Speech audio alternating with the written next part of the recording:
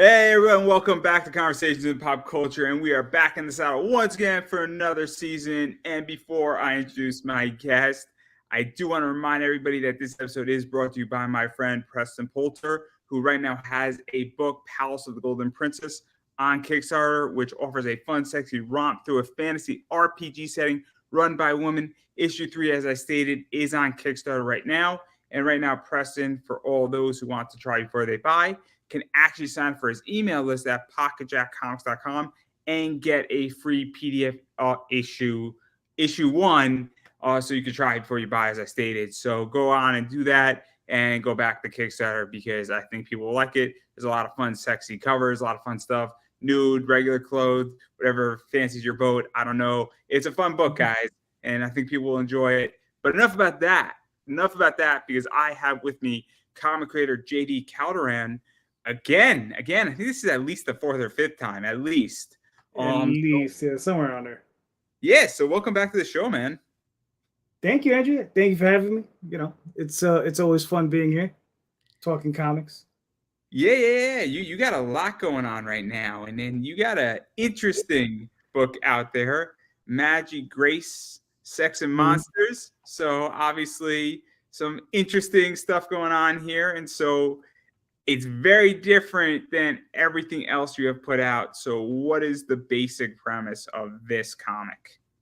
Okay, the basic premise is imagine H.P. Lovecraft mashes together with Bram Stoker, wrapped in an episode of Supernatural. And you have a team of you have Magi and you have Grace. That's the team, right? And you have ex paramilitary monster hunter hooked up with a sorceress, and they go out there whenever cryptids come into contact with the supernatural world, their issues, and these are the two people they send in to clean up those issues. Yeah, let's talk about this a little bit, because obviously this is what's interesting, is that it is something familiar where I view it very similar to kind of Ghostbusters a little bit. Obviously, you got your military stuff in there. You got a team dealing with a problem, and obviously you stated supernatural, which I didn't think of supernatural, but that obviously fits.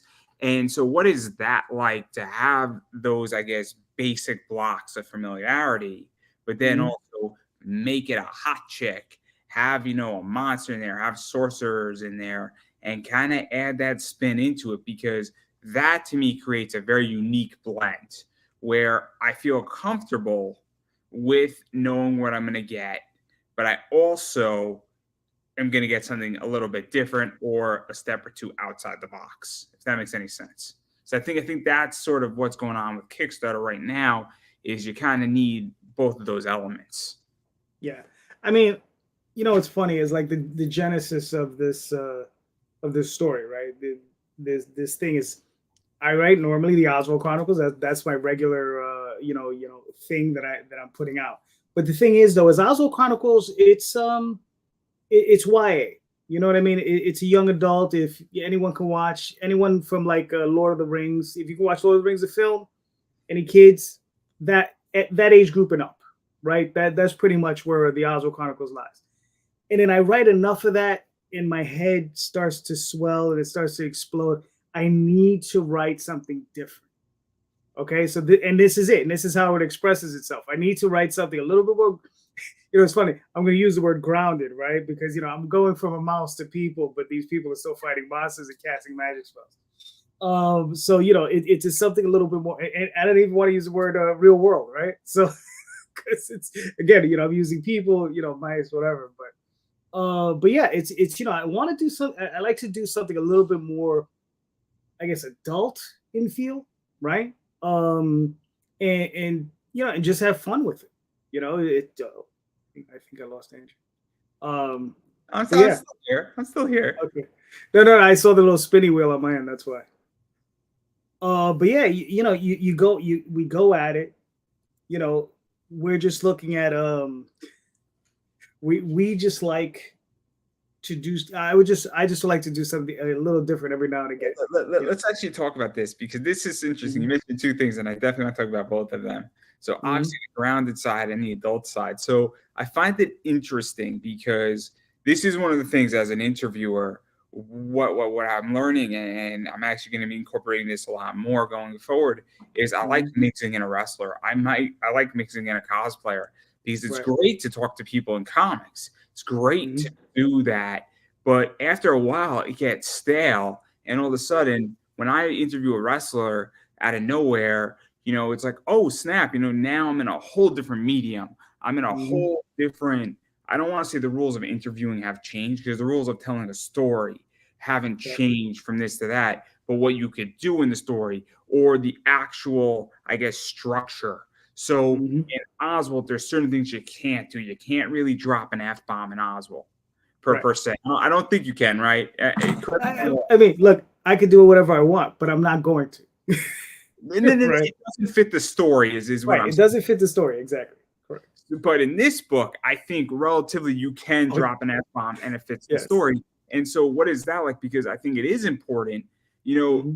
to get grounded and also to say, look, I want to drop an F bomb every once in a while in a comic, but I need an outlet to do it, or I need a Right. story that allows me to use other parts of muscles that I don't get to use, if that makes any sense.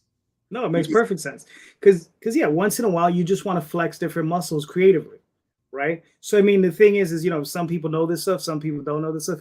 Back in the day, I wrote La Blue Girl, all right, which is based on some Japanese anime, and this was in the '90s, and it was an adult uh, fantasy ninjas versus demons, all kinds of tantric sex stuff going on. And I was hired by Central Park Media, who was around at the time, and they hired me to write 10 issues of this thing, and I wrote 10 issues of that series, and it's very different than what I do now, but it was certainly different than what I did before that. But it was very interesting to flex that muscle. You have to get in there, and sometimes it's just like my next thing might be science fiction, right? My next thing after that might be superhero. My next thing after that, could be anything else. It could be a melding of science fiction, fantasy, God knows what. So you got to go out there. You got to like really, really mix up what you're doing, especially as a writer, because you don't want to sit back and just do the same thing over and over. because I just think it's interesting. And what I find, that I don't know if you find this, is that, tomorrow I'm doing a wrestler. And then when I go Mm-hmm. back to comics, I feel like my brain, and this happened to me before when I was doing a wrestler, I went to a voice acting, and then I did 5 people in comics. Those 5 interviews after the 5 interviews after the voice actor and the wrestler that I did maybe 6 months ago were Mm-hmm. so much fresher and so much sharper because my Mm-hmm. brain got to utilize a different set of tactics, and it mixed up and it created less staleness. It Mm-hmm. also, from a marketing standpoint, it kind of brought some new readers in, not in my case Mm-hmm. watchers, but I would imagine that if you do something more adult, it might capture a little bit of a different audience and Yeah. can, convert a little bit, or it gets you a little bit into a bunch of different circles.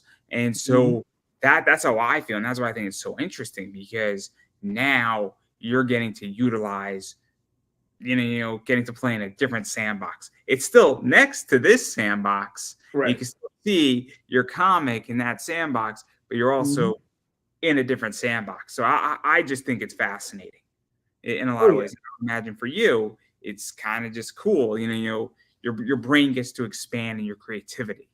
Hmm. Yeah, that's exactly what it is. You want to, like I said, go out there, do something a little different. And look, and here's the thing though, this is an expansion for me, right? I've been doing the two things I've been primarily focused on is the Oswald Chronicles and Tall Tales, right? The book I do with my wife, and the Oswald Chronicles. So those are the two things that I've been primarily focused on. But I have a lot of other stuff that I've done in the past that I want to bring back, right? So Magi's Grace is an opportunity. Okay, I'll say, you know what, let's try out this. And, that's something that I'm doing. And then after this one, there's going to be something called Dreamweavers, which is something that I did a long time ago. And I remastered the entire book and we got it recolored, and that's going to be coming out. And then hopefully, then not even hopefully, what's going to happen after that is something called Girls of Terra X, right? And it's Girls of Terra XXX, very adult material. And this came about, and it's a parody. It's just all kinds of wacky, crazy, funny stuff that goes on in that book, and it's completely adult. You know, And it's going to be one of these things where it's just like, I remember when we sat down and did it, we were coming off of, we were still in the midst of doing La Blue Girl. And I think maybe heading into Demon Beast Invasion. And we were just like, you know what? Let's just do something crazy. And it was myself, Daphne, Matt Lunsford, and Zach and Lenison, and we just sat down and we just came up with this crazy ass book, and we just did it. And it's sometimes you just have to go out there and do something a little weird and strange. And the thing is those books. What's surprised me is that those books sell anywhere from $30 to $60 a pop. You know, the same thing with the La Blue Girl books. They sell for a lot of money because my understanding is that when people get them who collect those books, they lock them up and they're never to be there. They're rarely, if ever, seen again. I mean, there's a concept where this is interesting because I'm a big baseball card buyer and seller and collector, and there are cards that are locked up by people. And I just sold, I bought a pack of cards, 2 packs of cards, and they sold within 2.5 hours. Don't even have them yet. And the guy said, I'm locking these up. They're going in my collection. I'm not even going to break the seals on them. And it's the idea that he's not going to know what's in them. And they're Julio Rodriguez All-Star Showcase, and they're very well desired. There's a reason why they sold out on Topps within about 20 minutes. And there's a bunch of other stuff like that. And so it's the same thing with Mount Olympus books in a lot of ways. A lot of those books, they're locked up. And because I'm selling them, I can ask $60, $70, $80 for a book because they don't come to market. And when they do come to market, they go out fast, or the people say, I only have $40 and they can't really afford it. And so it's a very interesting thing that you bring up with this, where when you do find this stuff, certain things just don't come up. I think it's fascinating. I really do. Yeah. I mean, yeah, like I've done just like a cursory look, right? Like I remember I got contacted by one guy and he was just like, are you the guy that did this, this, and this? And I was like, yeah. And he sent me a bunch of books for me to sign. And it was through him that I found out. I was like, well, let me go look these up. And I was like, whoa. Like one dude had La Blue Girl #1 that Matt had signed and he did a remark on. And he had it CGC graded. I think it was 9.6 or 9.8. I don't remember. But he had it for $600. And I was like, what? I'm like, so we had cases of those things. We were just like, whatever. You know, we're selling for $3 in the show. We didn't care. You know. So it's one of those things, man. It's just like, okay, you know, like I said, even the La Blue Girls, it doesn't matter what issue, from issue 1 to 12, sell between $30 and $65, sometimes more, and it doesn't matter what issue it is. You know, it's not like issue 1 sells any more or is any more expensive or less expensive than issue 12. It's crazy. It's funny in which that comics are a funny business. Where, especially for me on the investing side, where this is one of the problems is that buying something today could have no value, but 20, 25 years later, it's now trading for $100. And then you have something today trading for $100, and in 20 years from now, it could be worth $2. It is a very complicated business, and it is very much like finding good companies and high flyers. And this is why I love what I do on my eBay business, because it is stock investing by definition, where I know certain things are going to maintain their value. You know, a Mount Olympus book, I'm pretty sure is going to maintain a fair market value of anywhere from $40 to $80. Sometimes it will go higher. Sometimes it will go lower if it is a 50 print run or a 65 print run. For the most part, I'm expecting it to be in that range. I'd be very surprised if a Mount Olympus book that is 65 or less goes for $20 in 10 years from now. I'd be very surprised.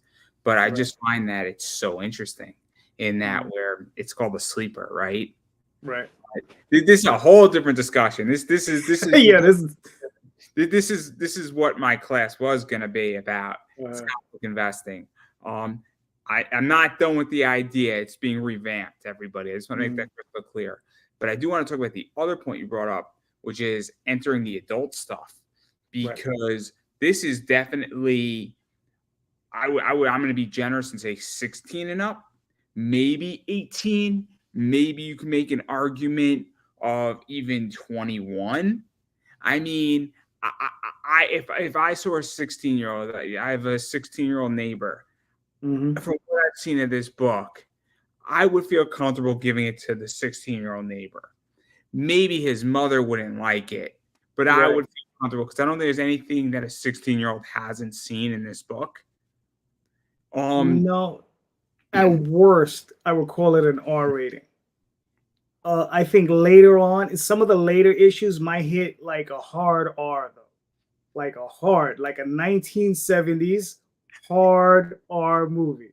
Like it's gonna be one of those ratings. It's not X, but definitely a hard R. Go, and if you don't know what I'm talking about, go watch like an old horror movie from the 70s or early 80s and a hard R. And trust me, it's a little different than what we experience today.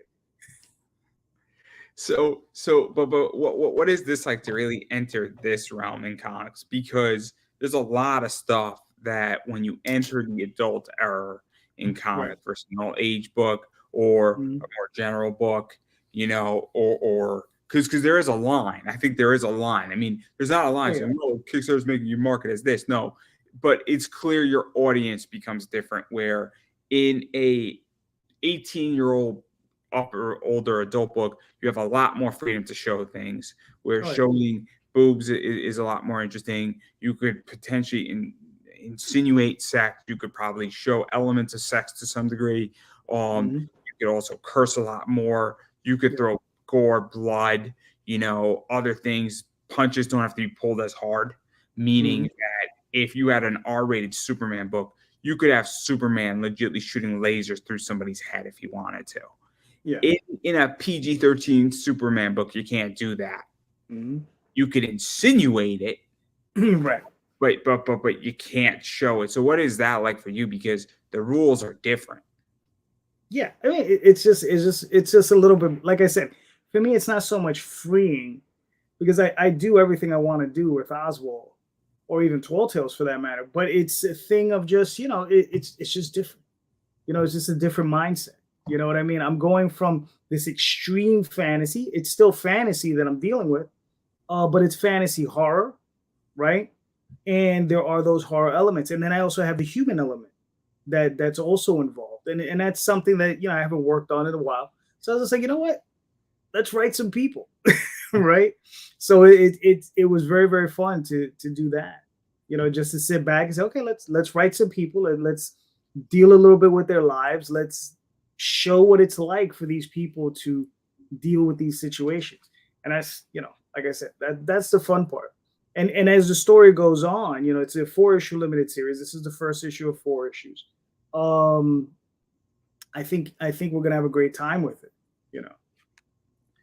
Did you also feel though that because you're entering an adult book that you can have more adult covers where that's the other thing too that's interesting is that you have a girl in a bikini, you have Right. a few more sexier poses, Oh you yeah. also have nude virgins, and then you Mm-hmm. have olive oil virgins, and Right. then there's a bunch of stuff where in an all ages book or a young adult book, Oswald Tall Tales, I would be very shocked if I saw a nude cover Right. from Yeah.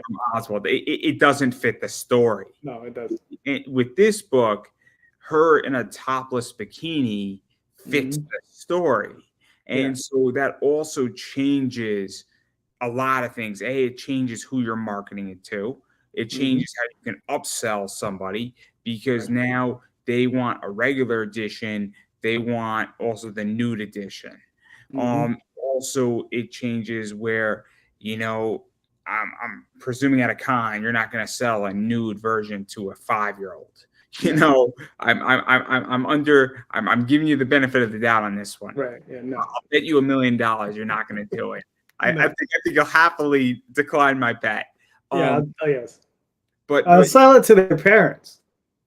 yeah, I'll sell it precisely. to their parents. If They they can do want, whatever they want after that. if they want to give to little Johnny, that's perfectly fine.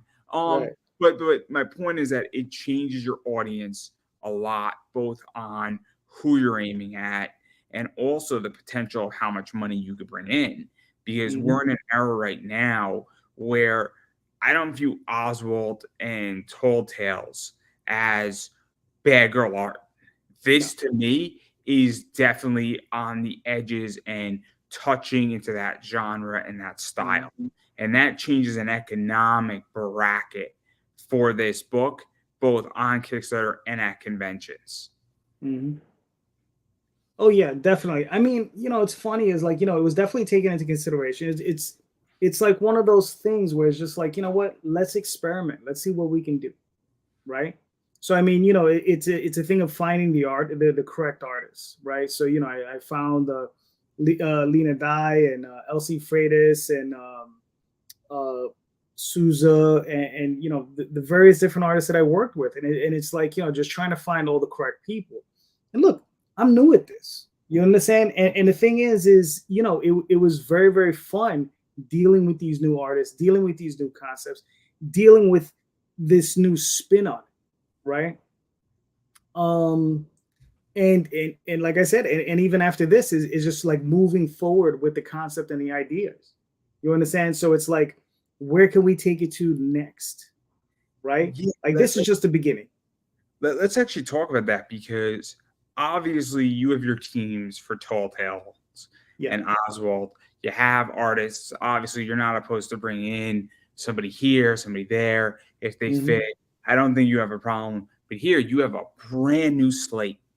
Yeah. And you also have something where you get to touch upon whatever you want to touch upon. You could have a children's cover, you could have a naughty cover, you could push Hmm. the line any which way you want to push it, and it's brand new. And so, what is that like too? Because now you get to say, "Cool, I always wanted to work with this person, this person, this person.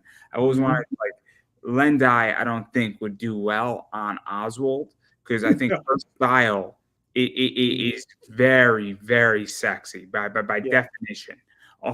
Where and that's not criticizing. I sell a lot of her books. I sell a lot of her books. Hmm. Right now I've made a lot of money off of her covers. Um, a good a lot of money. Good. If I continue this way, she's going to be putting my kids through college. But Yes. not the point. Hmm. That's a really really bad joke because it's true. But anyway, the point is that this opens up a whole different position for you and a whole like left wing. You know. Hmm. So like it's I would imagine that it's a lot of fun, but also it must be a little bit stressful. I would imagine too, because here now you have a brand new slate and you got to Right. put the team together. Hmm. Well, the team is C. Michael Lanning. He's the artist. He's the interior artist on there, and he also does And the then main not cover. Michael Lanning. No, he's my partner. No, He's no, my no. partner. You didn't get the joke. I'm sorry. Oh, I'm sorry. It was too easy. okay. Yeah, yeah. I said B because you said C, Michael. That's Oh, sorry about that. Yeah, yeah. I'm sorry. I'm sorry. It was too easy. It was a given to me. It was Gotcha, way gotcha. too much of a given to me. But anyway, Mhm. continue. I do know who C. Michael Lanning is. Right. So he's the artist. He's also my partner. He's the main cover artist. You know, and he like myself. We're trying to build something new and interesting and fun. You know. I, I think Excuse it's me. interesting, and then even to go into that, obviously this is not you anymore on Kickstarter, where this is, from my understanding, Angel's Wing. Oh yeah, Is his Angel. Yes, the Angel Wing Productions. Yes, I opened up a separate company to work on these products because Dreamweaver Press, that's Oswald and that's Tall Tales. And then Angel Wing Productions, that's going to be, things like Magi's Grace, Dreamweavers, eventually Girls of Terror X.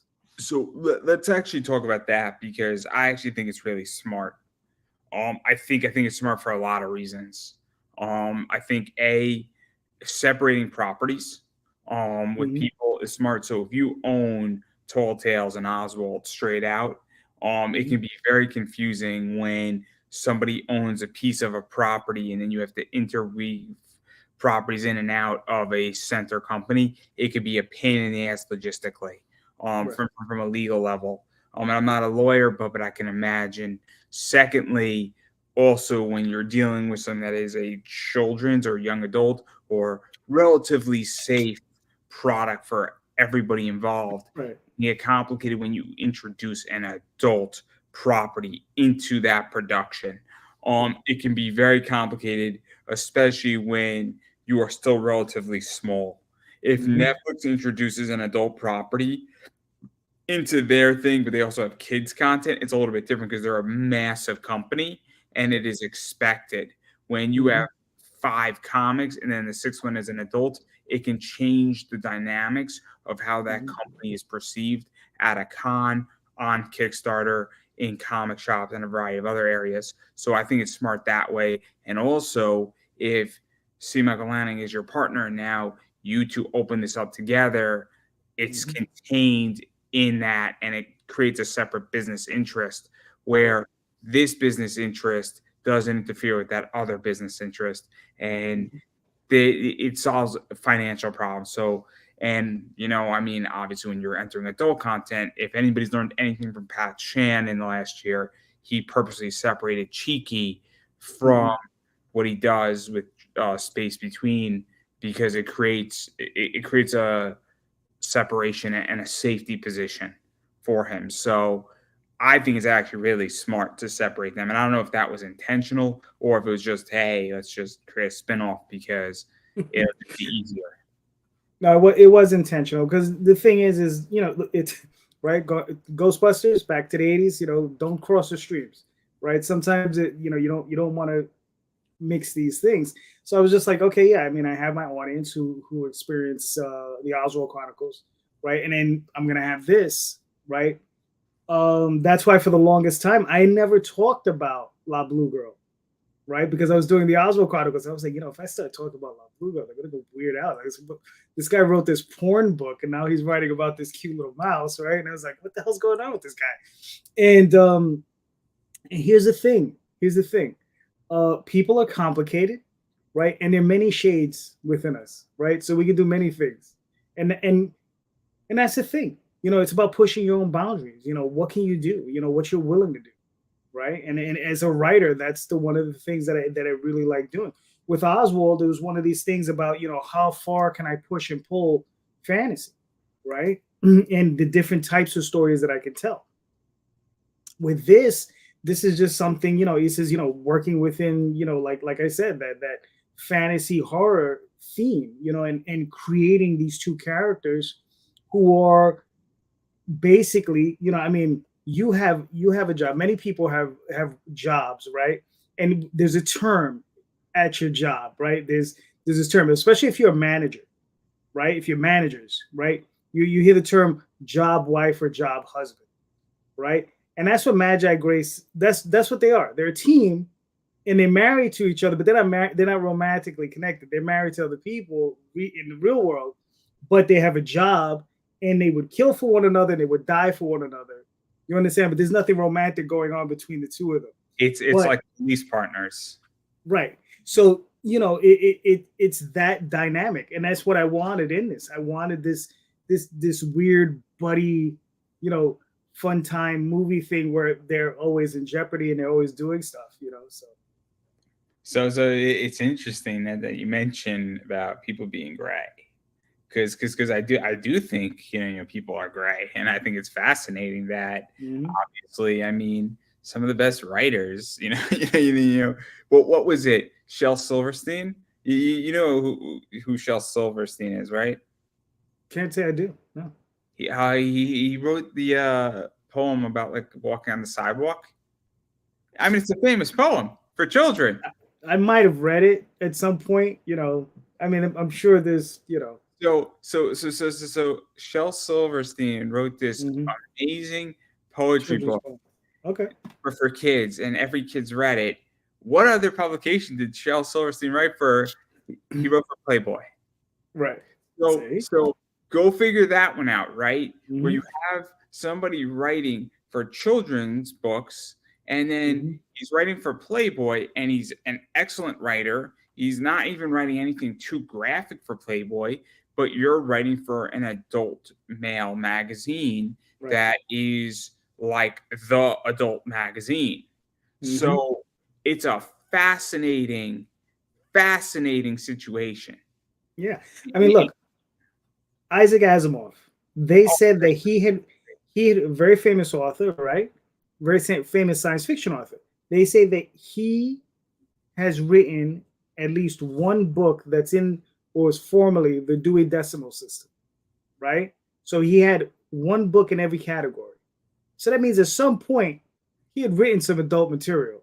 He'd written romance, and he'd written definitely adult material, right? So if he covered every spectrum, he's been there. So yeah, I mean that's the thing. I'm pretty sure he would tell you. He says, yeah, go expand, go do more, go make yourself a full person, right? And that's the only way to do it. You got to just keep going out there and just keep hammering it. see, this is so interesting because I think people are terrified to go into this shit, right?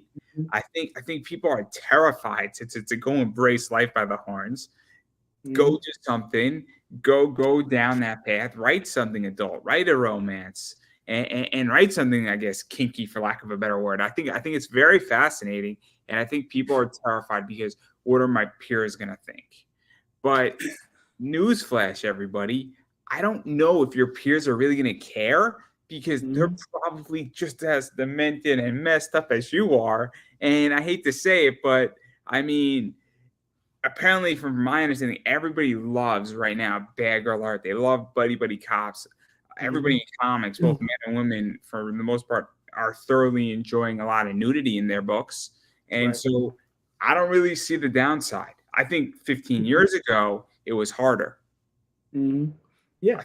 20 years ago, it was harder. Yeah. I mean, during the mid '90s, we had our bad girl era. That's when a lot of that was going on. You had Razor, and you had Got Lady Death Witchblade. and all that stuff. Witchblade, yeah, and we had all that stuff, and then yeah, it kind of disappeared for a little while. It was kind of like beat down. Then it's made a comeback.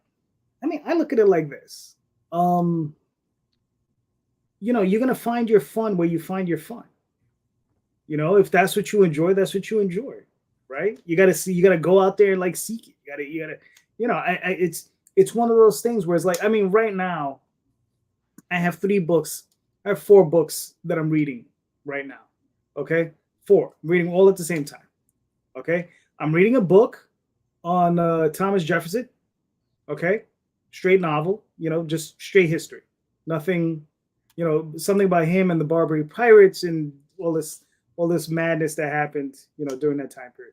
Very interesting book. Very well written. Beautifully, beautiful. I'm also reading the Books of Magic, right? The old Vertigo Comics DC thing that spawned out of Neil Gaiman's head, and um, I'm enjoying the hell out of that too, right? And then on top of that, I'm also reading I'm blanking on his name, but it's an Avengers comic, right? It's a trade paperback, right? That just recently came out. It was illustrated by Alan Davis, and it was Paul Levitz who wrote it. Okay, this was recently for Marvel, and 3 very completely different things, but yet I'm enjoying all of them, right? And I'm also reading, I don't remember, it's from Mike Mignola, it's from the Mike Mignola verse. It's the Red Hook or his crab. I forgot the name of the character. But again, it's like this very pulpy 1920s action or 1950s type action adventure type stuff. 4 very distinctly different things that I'm reading all at the same time, You and I'm see, enjoying all of them. it's interesting that you bring that up because I'm right now reading 3 books, right? So I'm reading Mm-hmm. Fables. I Mm-hmm. know everything. I was reading it. Wow, I'm in like I bought the box set when it first came out from Amazon, all Mm-hmm. 150 issues. Great buy. It was like $120. Nice. Fantastic, awesome concept, right? Loving Fables, loving every aspect of it. It's just 22 to 24 pages of Mm-hmm. like glory, and I'm reading like a freaking book a day. So one a Right. day, and then I stop. It's great. I love it. I find it Mm-hmm. thoroughly enjoyable. Then I'm reading the guy who did Chainsaw Man did a manga before that, and he's in like a bunch of these one shots, and they're all weird. They're all like trippy. They're all Right. just like thoroughly enjoyable. It's like Mhm. 48 this, 68 that, and it's from the minds of the guy who did Chainsaw Man before he did Chainsaw Man. And the reason why these books are not popular and being reprinted is because Chainsaw Man is popular. Mhm. Brilliant, brilliant book. So much fun to read it. But again, very different than Fables. It is way more demented than Fables is. And it's a Mhm. manga. And then I'm reading the Avatar Kyoshi series. And again, that is also very different because you have a well-established property that I'm familiar with, that I'm coming into, that I know nothing about. Right. That now I know a lot about. And so now I have familiarity in three different stories, but also it's just fascinating. And also it's from three different angles where Mhm. an American comic, you have technically an American animated comic turned into Right. a novel that's a prequel, that's canon, and then you have a Mhm. manga from somebody who is had a very successful manga before he was big. And so now it's just fascinating because I thoroughly enjoyed it, and it's all touching different parts of my brain too, which is insane because I got like that sick and twisted stuff and like complete dimension, fucked up shit in this manga. Mhm. In Fables, you're getting a conflict, and then Right. in the Kyoshi stuff, you're getting a coming of age story of some girl who's the Avatar who Mhm. it's been basically conditioned, despite wanting to be conditioned, dealing with a lot of stuff and having to deal with killing her best friend. Sorry to ruin it, everybody. Mhm. It's awesome. It's an Yeah. awesome book. Yeah. It's one of like the best books I've ever read, which is insane. Well written. Mhm. Um, but anyway, continue. And what's funny is before I started the Thomas Jefferson book, I was reading Faust by Tim Vigil and his partner was blank on. But yeah, but that came before the Thomas Jefferson books. I finished that because I bought the omnibus from their Kickstarter. Uh, and yeah, and if you want something absolutely demented, Faust is definitely the way to go. Well, I don't know this one. What is this? You've never Faust from Tim Vigil? I don't. I've never heard of it. Really? Wow. I got That no. I can't touch everything. It's not my fault. no, that's true. That's true. But yeah, but it's one of dude, he did okay. So Faust started the late 80s, early 90s, probably the late 80s, 88, 89, maybe somewhere around there. I'd have to check. I have all the original issues. I have the entire run. It's 15 issues. Okay. And Because it's you gotta remember, I'm 30. I didn't get oh into yeah, I'm no, no, I know. because I didn't get And into you got to remember, I'm old. so So let me finish, right? So I got into comics when I was 12, but I wasn't Mhm. into comics, I was into graphic novels. So uh, my first stuff was like Jeff Johns on Teen Titans, Batman mhm, vs Superman, like all that stuff from DC. When DC right. was doing all these like old stuff, and I'm like, man, this is really, really good, right? Mhm, And then what happened is that I then got into collecting like variants, maybe right. 16, 17, but I didn't get a pull list until middle of my freshman year of college. So Mhm, everybody keeps not realizing that I've been around comics for a while, but I wasn't on a pull list till I was like 18 and a half. mhm, So that's why I don't know this, where I don't know any like, and then I went backwards and forwards. Like I've been through the 90s with Nightfall, but like that's what but like this is interesting because I don't know this. I mean, but I'm intrigued. I'm intrigued now. okay. Okay, so Faust, I believe, came out 88, 89, somewhere in that area. I'm not really certain. But okay, all right. So like I said, I'm old. So I was there in the 80s, and there was a company called Silverline Comics, right? And I don't know if you're familiar with Tim Vigil's work at all, but he does this incredible pen and ink work, right? And he started with this character called Grips, and it was super violent, super violent. This character had he would shoot these spikes out from I guess a little thing he had on his wrist, right? And he was it was like a he was a vigilante superhero. and then he would have this huge saber or this huge spike that would come out of either hand. Think Wolverine, but just maybe double the size of one of his claws. And he would do everything Wolverine you would want Wolverine, you wish Wolverine would do. Stab somebody in the eye, chop them in half, all kinds of stuff. Okay, so Tim, I think, did 3 or 4 issues for those guys. Then he moved on. He did a couple other things, and then he did Faust, right?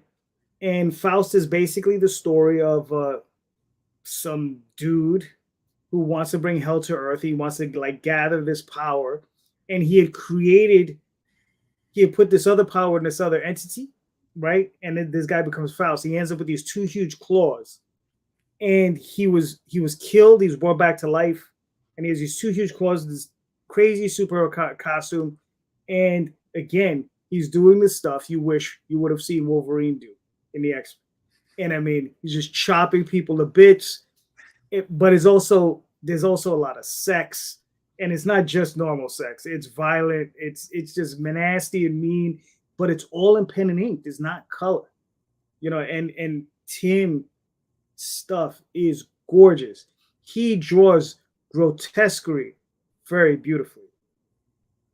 So and I mean, this is 18 plus, yes, 18 years old plus.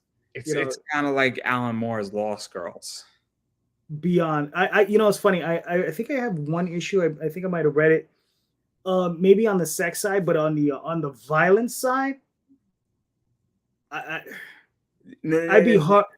Yeah, Alan Moore's Lost Girls isn't violent at all. No. But that's what I'm saying. I'm like on the sex side, I'm pretty sure it's pretty much on par. But I'm talking about. But as far as violence is concerned, there's very few comics that I can think of that are as violent as Faust. Crazy. Yeah, that's insane. Yeah, and then what happened was, the series had been done so they had done pretty much issues 1 through 12, right, within like I don't know, 5-6 year period, and then a period had gone by, and then they finally did issues. I'm probably off. It might have been they did issues 1 through 10 in a period, like a 6 or 7 year period, and then 5 or 6 years went by, and then they finally released like 10, 11, 12, 13, 14, and 15, something like that. And those last 3 or 4 issues are very hard to find, and they're very expensive because the initial run, they were printing, I think, 10, 15, 20,000 copies per issue. So there was a lot more of them out there. But those last 3 or 4 issues, I think their runs were like 3,000 or 4,000, maybe 5,000. So they were very hard to find. And Tim finally got together with his partner, and they finally did a Kickstarter, and they released an omnibus. And it was, I think, $125. They did a limited edition of 777 copies, right? They sold out, and they had a 60-day campaign. It was insane. Like, they sold out. They had that and maybe like 10 signed things, and so completely sold out. They raised over $100,000, right? And they have 45 days left to go.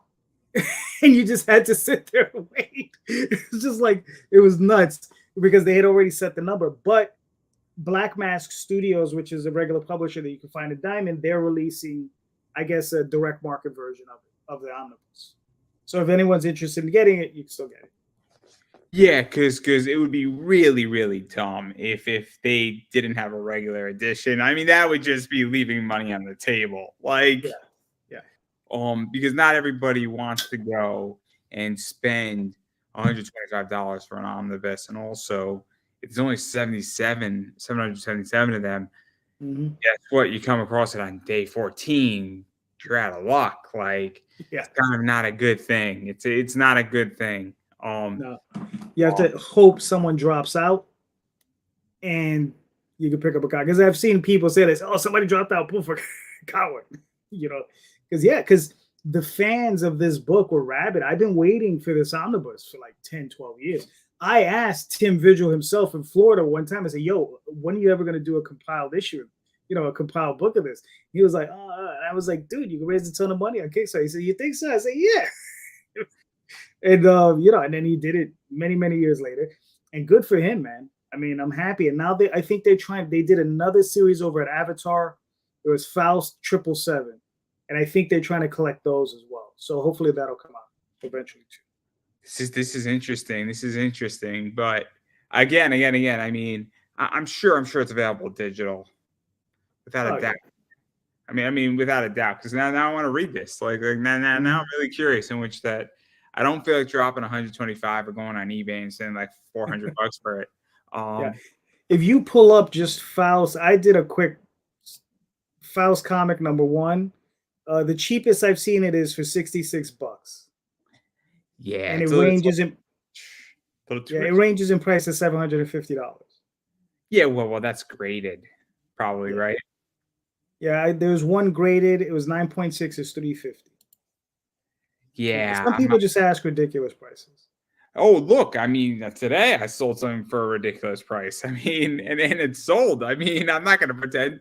Believe me, I've asked for ridiculous prices on my comics, and Mhm. people have bought them because I don't know what the market tells me, and I would rather ask for more, and somebody could always make me an offer. Right. I don't find an offer to be offensive, right? Like, so when I buy a card and there's only 25 of them in the world, how do I price that accordingly? I don't. Mhm. I pick a price. If somebody then lowers their price to 250, I match their price. But Gotcha.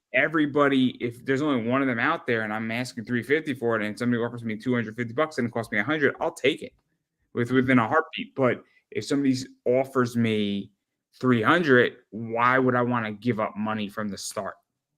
Yep. And this is the tricky part of my business, right? It's the tricky part of comics collectively, because even on Kickstarter, how do you know what something is worth? If you're Right. asking $20 for a cover, is it worth $20? Maybe it's worth 25, maybe it's worth 15. I don't know, and it's finding that sweet Mhm. spot.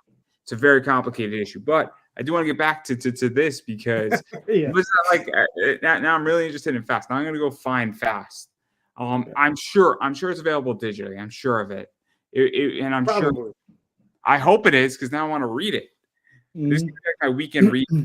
Oh man, I'm so excited now. Um, you're like, I'm on issue 3, dude. Like this is awesome. You're just gonna see like, my status for the entire weekend is I'm watching football while reading Faust. It's like we scored a Yeah. touchdown and we cut the guy in half. It's great. Yeah. Oh yeah, it's a crazy book. I mean, I'll be honest with you. I mean, the story is cool, but it's really an artist's book. It's a book that you're gonna enjoy for the art. You know, Tim Vigil, man. I mean, like I said, I don't know if you ever seen his artwork, but his stuff is incredible. I probably have. I just don't know it's his. Right. Yeah. Um, where again. I mean, I came into comics 20. I mean, I came in around 2004, 2005. Right. And Hmm. I came in and I really wasn't. I was just looking. I wasn't looking at artists. I wasn't looking at certain stuff. I was like, Yeah. man, this is cool stuff here. Um, Hmm. and so I came in a very different way. And now I look for it. But anyway, getting back to your project because Magi's Grace. yeah. So what is this like too? Because you created a whole new entity for this. You have a new property, and when you go do that, I was speaking Hmm. with Rob Motari with his Wolf Pups Night Right. book, and it's a whole new audience, and Hmm. that's good and bad. And so, what is that like? Because you have to grow a new audience, and you lose certain privileges to some degree when you Right. launch it on a brand new Kickstarter, and because Hmm. you don't have the old update, it's not an automatic update when you launch another project, and Right. it is can be extremely difficult in certain Hmm. ways. So, what is that like? Because this is tricky now in comics is building audiences and throwing out a property because somebody might like Oswald, but they might not know that you're behind this Right. directly. Yeah. I mean, it's like you said, it's be like being the new kid on the block again. You know, and it's just building on it, right? So I've spoken to a number of other creators, And they told me, they said, look, they were like, it's not going to be easy, right? They said, if you're going to get into this game, of like bad girl books, it's not going to be easy, And the thing is I don't think they believe that I believe them, right? But I did believe them. I was like, I know it's not going to be easy. It's just, I have a limited expectation of what I expect to do with this issue, right? But there's going to be issue 2, there's going to be issue 3, and then also in between that, there's going to be other things that are going to come out that hopefully will allow me to build So the audience. let's actually talk about this because Mhm, what I've started realizing, and I am a very contrary individual by nature. It mhm, served me well as an investor. It served me well all my life. Is when you're speaking to other creators telling you it's not going to be easy. I mhm, mean, how credible are these other creators? Because every time somebody says, "Oh, this is going to be hard," you're not going to be successful at that. A lot of times, I think they're trying to be helpful, but I also think that they might also not want me to participate or take up oxygen in the room. And I hate to say this, but no, right. no, no. I mean, you laugh, but I hate to say this, but there's a real issue of this where I Mhm, see a lot of jealousy in comics right now. I see a mhm, lot of people trying to slight other people. I see a lot of back talk. I'm sure that there are conversations about me behind closed doors all the mhm, time. I happen to have eyes everywhere, and I know who's talking shit behind my back. And mhm. if you look at who's not on my show anymore, there's good reasons for them. And there's about 30 to 40 individuals who have permanently got not banned, but I'll go to option B Right, right. Uh, because it, permanently dismissed. no, no, no, no, we'll circle the earth 2 or 3 times before I hit you up. Okay, Um, that's fair. but I really think that when people do this, I think that they're maybe not being truly genuine. I think there's a real issue. And I think it's an issue right now because I've noticed this a lot more, and then I've Mhm, noticed a lot of suppression from right. people, and it's an unfortunate side effect. I've noticed it, and I don't know if you noticed it, but look, Um, I'm a spectator. I've had plenty of people say, "Oh, you're not going to be successful on eBay," and I'm killing it. mhm. Well, I mean, look, I can't disagree with you, right? But the thing is that, Oh, um, I mean, you could say it was from somebody who is credible, no, no, and no, no. I do think the advice was credible, and I do think the people that gave me the advice were credible. You understand? As far as the other points you made, those points might also be credible. You understand? But it's like, here's the thing though, is that's just my viewpoint. So again, it's nothing where you could say, "Look, we'll use JD Rosario," in which mhm, whenever JD gives me advice, I find that advice to be credible. When I don't want to mention other people, but depending on who gives me that advice, it might have an ulterior motive.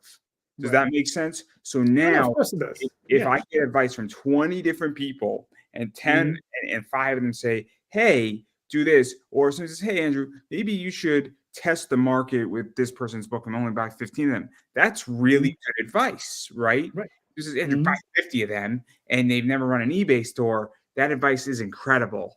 right. Or if I get the sense that they want me to fail, that's what goes on. So Mhm, then the reason why I bring this is that I know there are people who want me to fail. And I right. hate to say this in comics, I've seen it a lot more where I know Mhm. people who bet against people's Kickstarters without a doubt. Yeah. I mean, I get it, but what's funny is my view on it is this, is that it's on me, right? It's not on them. I don't If I fail or I succeed, that's on me, right? And no matter what they say, no matter what they do, whatever. You understand? Karma is karma. It's a bitch. It's gonna come back and it's gonna bite you in the ass at some point, right? I think that anybody who bets against the Kickstarter failing is a horrible human being. Hmm. By nature, I think that if you could say, "Oh, this thing's not gonna make it, this thing's not gonna happen, but this thing is in for a rough ride. I don't want it to fail, but it looks like it's going to."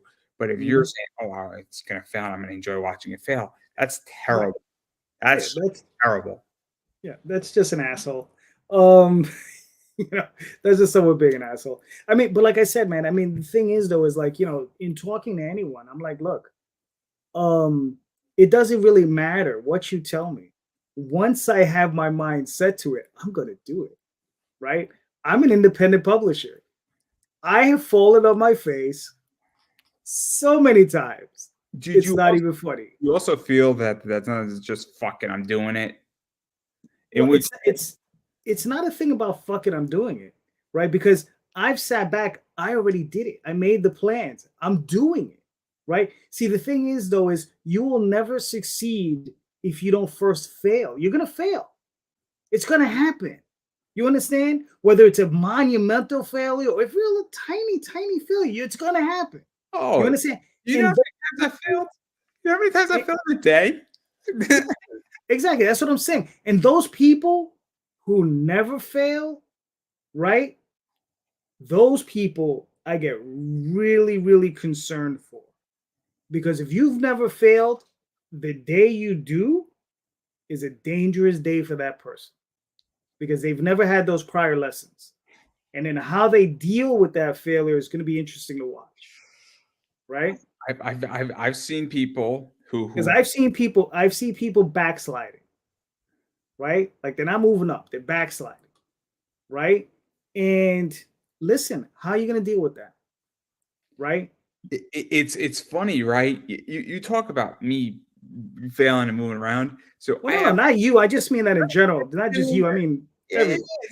never mind. I'm interjecting myself anyway, but like in Mhm. my world, what goes on in my world is that when one thing is working, so I've Mhm. had months where my comic and eBay business doesn't work, and I'm Right, failing hard, and not failing, it's just not working. So there's a right. difference between something failing where the business is only producing $200 that month versus the Mhm. previous 3 months it was producing like 4 grand every month. Right. And so I said, cool, maybe it's a bad month. And then Mhm. 2 months later, it's back to 3 grand. And I'm like, oh, cool. I just had a bad 3 months. But then what's working there is my interviews are working. So what I find is that I have never in my life had a monumental failure in a month where every Mhm. sector has failed. I've had Right. elements where something's not working or there's been failures in certain components. But Mhm. I've never had a monumental failure where every sector is just done. I've had a week Right. where it's been a bad week, but I've never had a Mhm. month where it's been a monumental meltdown. But I've seen somebody have a monumental meltdown, and Right. it was It's it was not cool. it was scary because I can tell you this: if you ever question is this person suicidal, that's what that question was in my mind. Right. Very scary moment. Just all the happy ending is the person wasn't suicidal, but sure sounded like it. Sure sounded like it. I Right. mean, if you've been in, you ever seen somebody who's suicidal and the way they speak in a Facebook chat or on the phone, and you could hear it, you're like, oh boy, this person just experienced a massive failure here, and they got hit hard and down. Mhm. And you could like I saw it and I could see it and I could smell it. And when you can smell words, you know it's real. Yeah. Yeah. Definitely. I mean, and yeah, man. I mean, but it's like it's one of those things where I look at it like this. I mean, advice is advice, right? The one thing the one piece of a very interesting thing I once heard was like it's like a smorgasbord, right? You take the parts you want and you leave the rest behind. That's it. I You know? my favorite thing, and I forgot who said it, and I'm gonna probably paraphrase it, is advice is cheap. When somebody gives you $1,000 and says, I want you to do it this way, Mhm. now they've opened up their wallet and they put their money where their mouth is. Because I Right. could tell you, hey, I think you should do a foil. Or I could say, if you do a foil, I'll buy $500 worth, and then I write you a check for $500. And if you do Mhm. this, cash this check, now I'm not giving you advice anymore. Right. I'm giving you advice, but I'm also telling you that I want in. Mhm. So Oh, yeah. so I've said to people, I want this type of reward, and if you do it, I'll pay 3, 4, $500 just like that. Mhm. Right. No problem. Yeah. And there you go. And so I think talk is cheap. I do. Um, Mhm. very much. But I think this is interesting because I mean I come from the world where I just bought a card and I just spent $200 for 2 cards and I said fuck it, Mhm. I'm doing it. I'm Mhm. doing it, and it wasn't like a massive thinking through. I was gonna sell them, and I think I'm gonna do a write on it. But and same thing with what I bought today. I'm like, fuck it, I'm doing it, and I've learned to make good choices this way. So like Right. that's why I say sometimes you got to just say, you know what, fuck it, I'm doing it, and we're gonna figure out the whole component of it.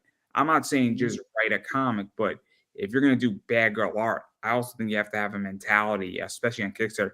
Fuck it, we're gonna go and do this. Because I Yeah. think there is a point sometimes where you just have to get off the pot. You have to get off the pot, or you have to shit or get off the pot, right? Right. I mean, look, it's like any writing, right? The one thing any look, if you go into a writing course, there's one thing that the first thing and main thing the teacher should always Always, focus on is no, no, no. There's two things.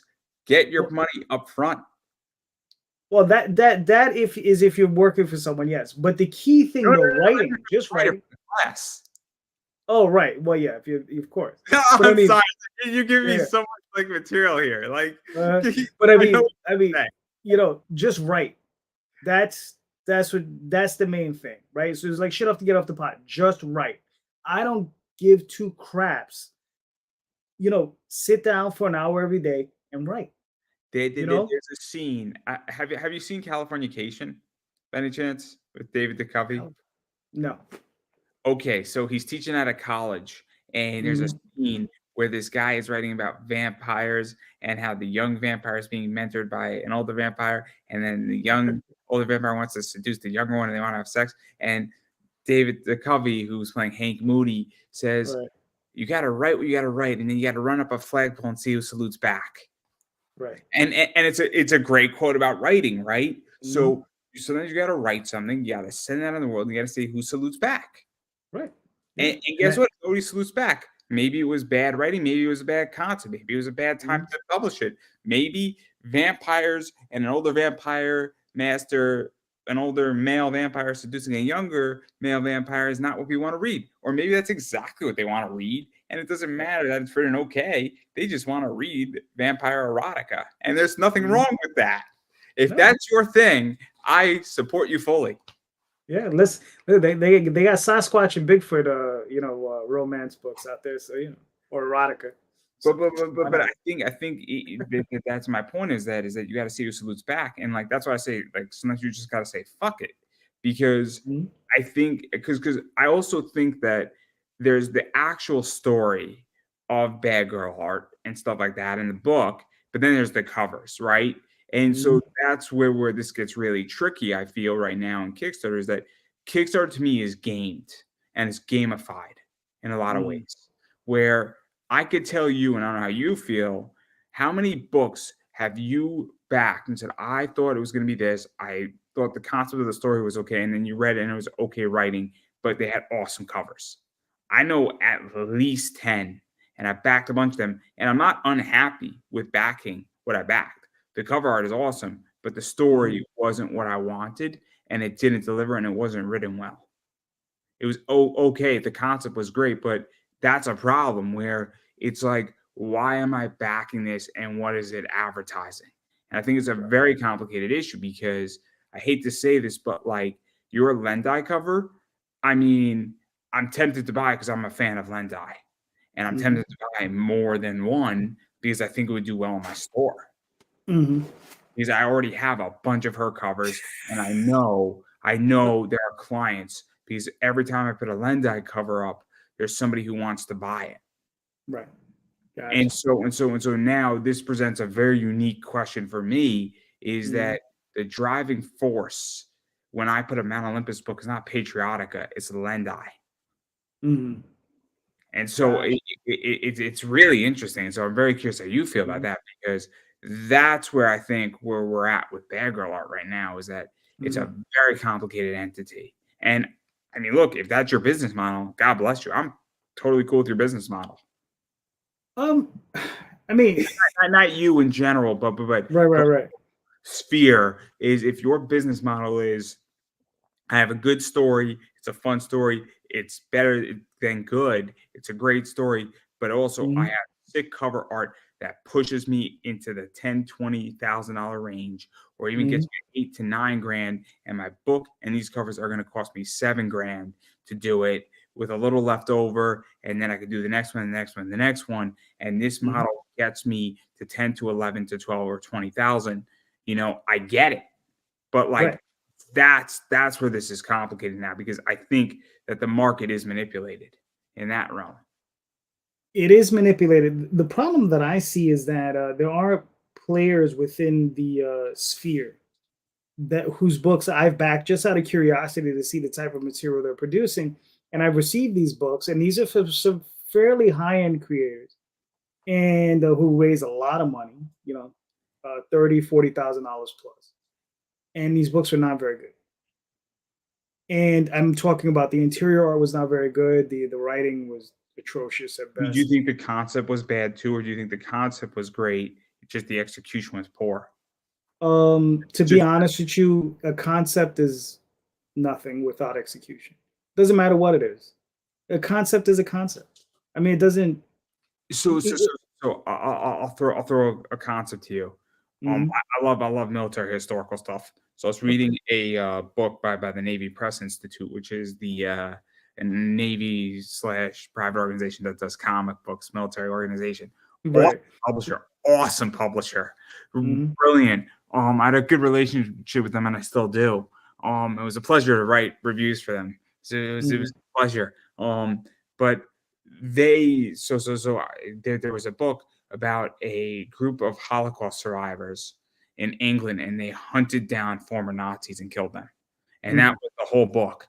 That concept is awesome. The execution was great. So this is what Mhm. I talk about when I talk about concepts, is that you could have that concept and say, man, that concept was great, brilliant concept, Mhm. slam dunk concept. The execution was poor. So I can Right. separate a concept personally from execution. Now, maybe there was like 2 or 3 pages in that book that were rough, right? But Mhm. the concept combined with solid execution and solid art pushed it over. But I do Right. think the concept alone really was driving in that book. Okay. I So, mean, that's fair. I mean, my thing is this: is we've all heard the concept of good versus evil, right? but that's a Very trope. basic. Well, it's a concept. It's a Fair enough. basic concept. I'll Very back basic. your argument off a little bit. I'll concede ground. You know, but I'm just saying it's very basic, right? And you can window dress it however you want, but it's how you execute that, right? How you build on that concept, right? That you can, flesh it out and do all sorts of other things with it. But that's all in the execution of it. That's why I say, like, the concept stuff is cool. Is just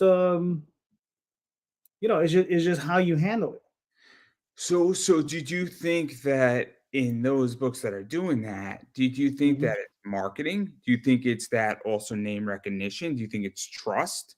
Because this is my issue, is that at Mhm. what point does, I guess, everybody say this book was shitty? Like, I don't Yeah. know how to, you and me are both kind of laughing and smirking a little bit, but like this is a real issue, right? Where Mhm. this is an issue in comics at the moment, where how do I figure out what is good, what is bad, right? I mean, look, I back somebody's book, and we don't name people's names because there's no No, no, nothing there's no need for that. there's nothing for me to gain unless I have something positive to say about somebody. But my point is that it's after issue 2. I was like, I just spent $40 and we got another 4 issues of this shit. No, thank you. I'm outie. Right. And like I get that your main character is a bitch. I don't Mhm. need a whole issue to determine what a bitch she is. I get it. You Mhm. could have done it in 4 pages and we could have moved on. Well, Okay. I mean, I think Stan Lee, I don't know who's was it Jack Kirby? I don't remember the artist. It might have been John Buscema or something. But I think they got Iron Man down in 1 page, or was it 2 pages? So they got the whole concept and his whole origin story done in 1 or 2 pages. So I mean, if they could do that with Iron Man, I think yeah, you could convey the idea that this person is a bitch in much shorter time I'm span than two okay issues. with Iron Man being an alcoholic, and he could have four pages, and I'm fine with it. He deserves at least Mhm. 4 pages. I'm okay with that. Give, Yeah. give him that what, like 60 years. He could have 4 pages. I'll pay for them, Marvel. Don't worry, guys. Hmm. I'll eat Yeah. the Yeah. fat on that one. But my point is Right. that, like, I don't like, this is where it becomes complicated, because I think what you're doing, what I've read of your book, you know, it's decent. It's a decent story, right? And this is where this gets tricky because, and look, I'm a free market capitalist, but I don't Hmm. see things changing. Where I see the big names producing, because I agree that there's a problem where some of this stuff is inferior, and then guess what? I don't want to back it again. And, and, Right. and yet I don't see how people are backing it again unless they're buying it just for the covers. Hmm. And then Honest. that's just art collecting. Right. I think half the time that's what it is. I think half the time that's what it is. It's just people just backing it for these. I mean, look, they have a lot of them have beautiful covers on, and it's just like, oh, well, that looks really really nice. But sometimes,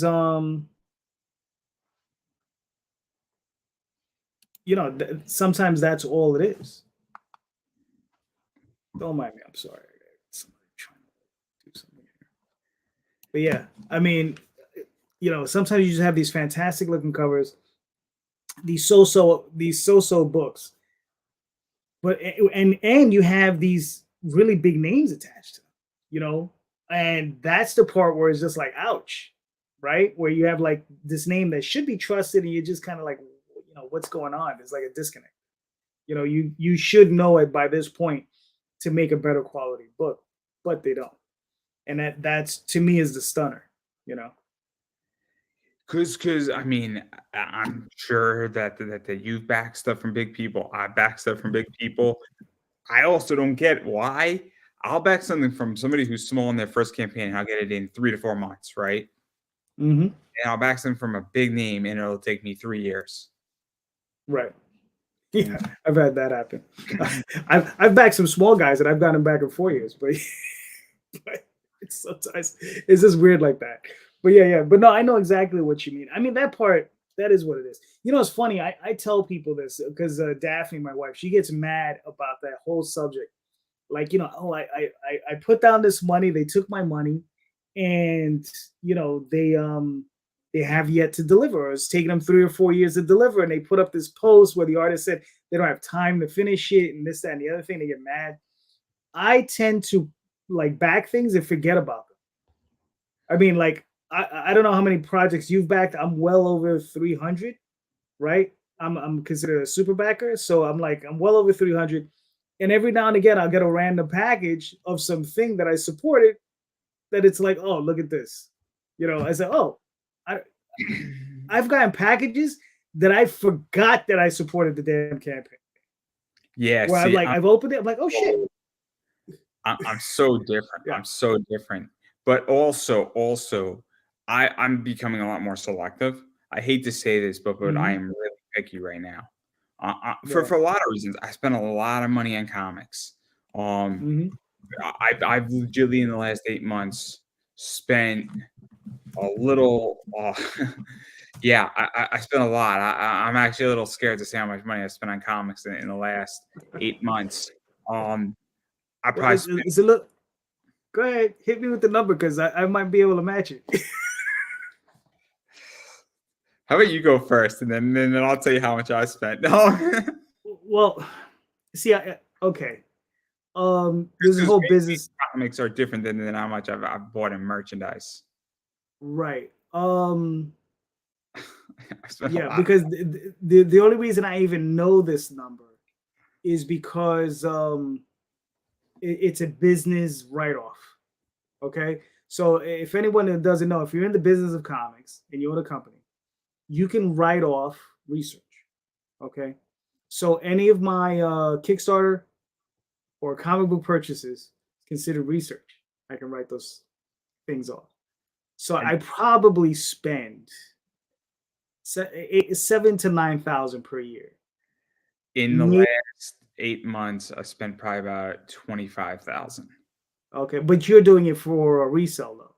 resell. But Yeah. but but but on a business, the way it works on a 1099K, which I'll get. So if I buy a book for 20, I pay only on the capital gains of it. Right, right, right, So right, so right. so so so Which makes deductions. I also, if I buy books on research, I buy books on business, I buy mhm, other things. Also, if I need to develop a relationship, also mhm. there are other things that happen because I have a business. Just Yeah, because yeah. I'm a sole proprietor doesn't mean I don't have a business. Oh, no, So no, of course not. obviously there's a lot of other stuff. So if I back somebody's Kickstarter, technically it could be research. So if I'm Mhm. sampling 6 people's Kickstarters to see if I like their product, and then I Yeah. pursue one of them, or if I'm buying, we'll use Tom Hutchins and he has a mystery box. If I'm Mhm. buying that to see how that mystery box is done so that I can build my own mystery box, that's research. Right, So right. obviously that's what would happens. Also, if I'm buying other things that pertain to it, or if I'm just experimenting on merch and I take a loss on it, or Mhm. it's experimental. Again, it goes to research. So there's a lot of stuff that could be interesting. My R&D department is nice. My Oh, really? R&D no, but if you think about it, right? So if you have comic book subscription magazines, that's a necessity. If I have horror Mhm. magazines, if I have movie magazines, all this stuff. I mean, technically, Maxim, my subscription to Maxim is actually deductible, which is nice because they're Mhm. really nice covers. Again, you might think, Andrew, why are you buying Maxim? But if you look at the cover and then I look at comics, it can give me an inclination on what's going to be popular.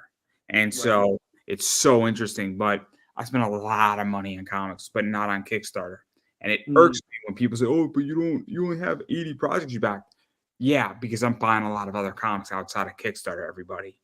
Kickstarter Right. is not the be all end all for me. Mhm. It is a small component. I actually deal with a lot of people off Kickstarter now. Mhm. Yeah. I mean, listen. I mean, you know what you're doing. You're obviously doing very well for yourself. So, I mean, obviously, you're doing something right. No, no, no. If I was doing well for myself, my hair would be a lot browner. Gotcha. My hair is very gray on the sides. Mm. I don't know if anybody could see. Don't worry about it. I got a bunch of that too. It's okay. This It starts here. many nights of not sleeping because you're like, Mhm. what the fuck did I just do? Yeah. Get into a few car accidents. See what that does to you. Yeah, yeah. We're not there yet. We're not there yet. Um, Yeah. trust me. I don't want to be in a car accident anytime soon. I just Mhm. got out of a pretty big situation. I am not interested in getting into another one. Um, but I mean, I just think I think it's so gamed right now, the whole space. And Mhm. to me, I understand that the space I'm in is also gamed, where I saw a lot of variants. I get it, but I'm also like, this is kind of getting out of hand. Mhm. I mean, yeah. So yeah, let me ask you that I know you had told me in the past that you work a lot with Zenoscope, right? Selling a lot of their product, right? Oh, I am very out of that deal.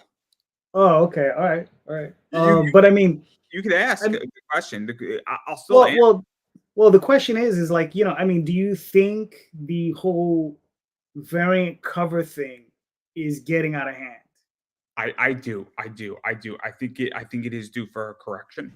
I Mm, think what happens is that I'll be honest with Zenoscope. I have a good relationship with them. I like their stories. I read a hmm. lot of their stuff digitally Okay. now because I have a comiXology and a lot of it's there. It's maybe two, 3 Mm, months behind, but Zenoscope has a huge library. So what do I care if I'm 2 or 3 months behind if it's going to right. cost me $6 on comiXology, right? Hmm. It's a matter of space and it's a matter of great. I don't really need cover C or B or E, but I want to read Grim Fairy Tales, right? Or I want to Hmm. read Oz, or I want to read something cool. I read an omnibus. I'm sitting somewhere, doing something. I'm in PT. I can read on my phone. It's great, right? So for me, I like them on a story front, and I think that they have some sick variants. But I also think they have a bunch of variants that don't move right now, and I Right. think that they have a divergence. So they do a really good job with their Ketchum covers. I think Hmm. those are fantastic. But I also think that anybody who Now, wants them can get them. And that's the problem, is that they're not as exclusive. So this is where it's coming down to is that if you print 400 copies of a book, anybody who Mm, wants a Pokemon book from Zenescope can get one. So mm, it's not really a tradable asset. It's fun if you're a fan, and eventually they will all sell. So it's good for the company. It's not good right. for somebody like me. Now, what's you say catch 'em cover? What is that? It's a Pokemon cosplay cover. You got to catch them all. Right, Um, right, right. Okay. Okay, I get it. I get it. So Nazi Day. so I mean, I don't even know, dude, like that's all new. Like So, please, so this please is elaborate. I gotta hear this. not for you. So I'm a huge Pokemon fan. A lot Hmm. of people are my generation. I grew up watching Pokemon. I Right. have serious connections to it. I've interviewed a lot of people from Pokemon, and it's awesome. I mean, Hmm. this is my jam, right? I Yeah. love Pokemon. My generation. This is our thing, and this is our Hmm. kids' thing. I mean, I'm giving out. I mean, on Halloween, I'm giving out Pokemon cards. It's awesome. Nice. I'm gonna be the coolest house ever. Because Hmm. like, I'm gonna give out candy and Pokemon cards in the same bag. You want a Pokemon pack? Here you go. It's awesome. The point is that they're Halloween Pokemon cards. It's dope. It's dope as fuck. Okay. But the point is that my whole thing with them is that, but then they have other books that just fly off the wall. Mm. And so with Zenoscope, like some of their medals in their Zen boxes, which is a mystery box, they're just not good. They don't move. But then they do a Barbie cosplay action figure thing. That book's a hot book. So Right. I think with them, they've used to be that everything Zenoscope put out just flew off and was this is the hot book, this is the hot book, this is the hot book. This book's shitty, but it's still a $90 book, Mm. right? This is the book you least want, but it's still $90 and it costs you $30. Now, what I think it is that I think that half their stuff hits and half their stuff misses. And then what happened to me is that I think people are buying at wholesale, and I don't want to spend 500 or $1,000 with Cinescope every month.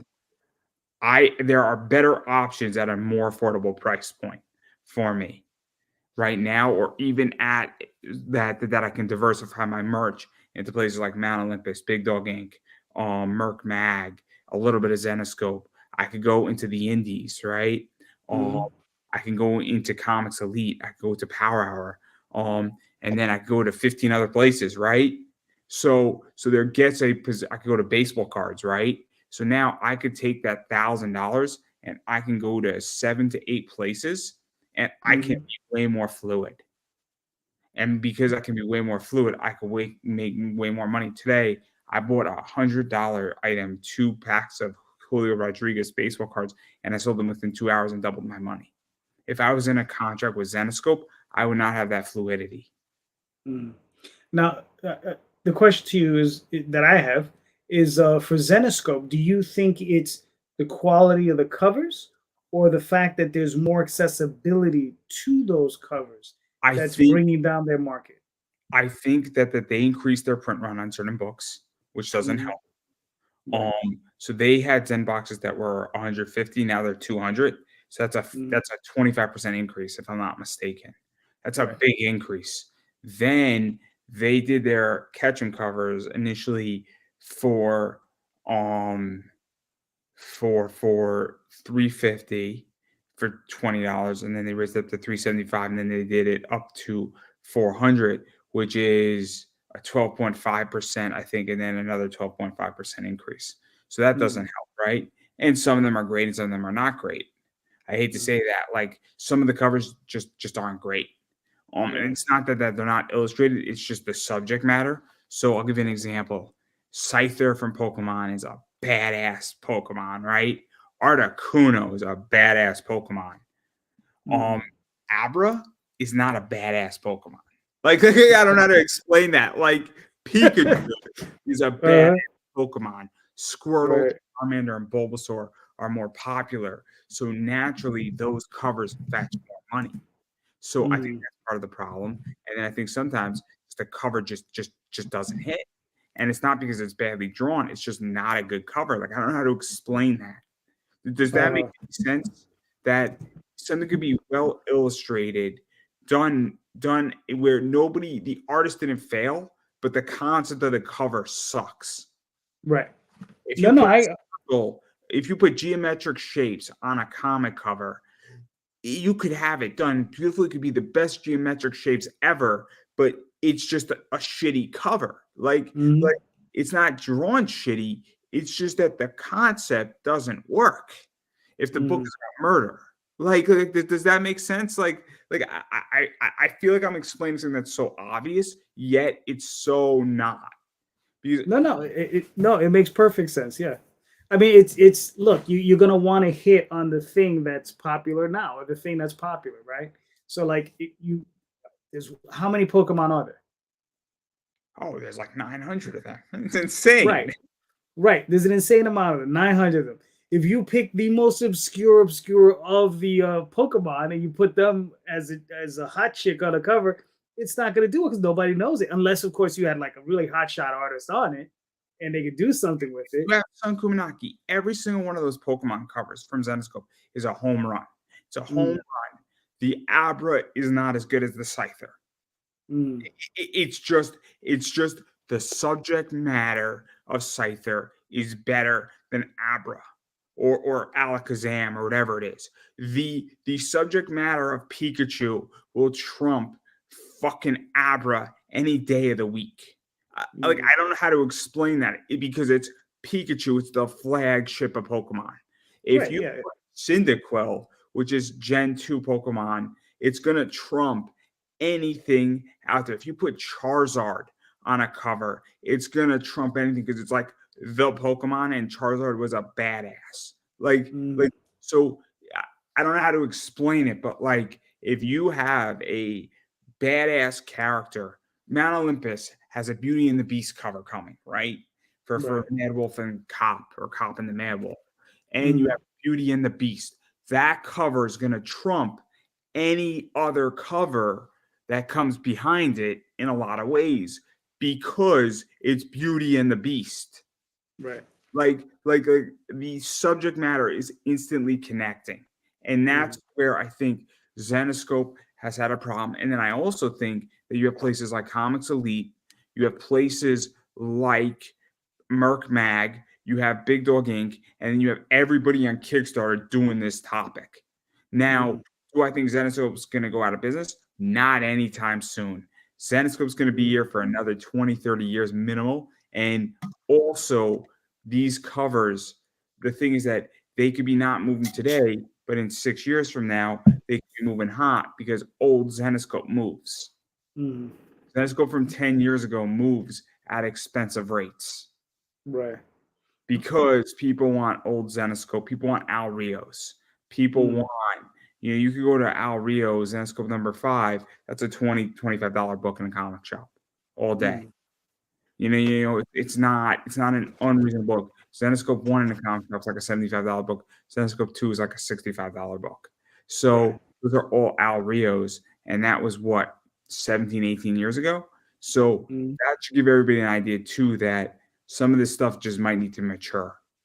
But if you're trying to flip, it's like you can't run my business where I could have a pile and I could put it away for 5 years. There's nothing right. wrong with a pile, but what do I do in the interim? And Hmm.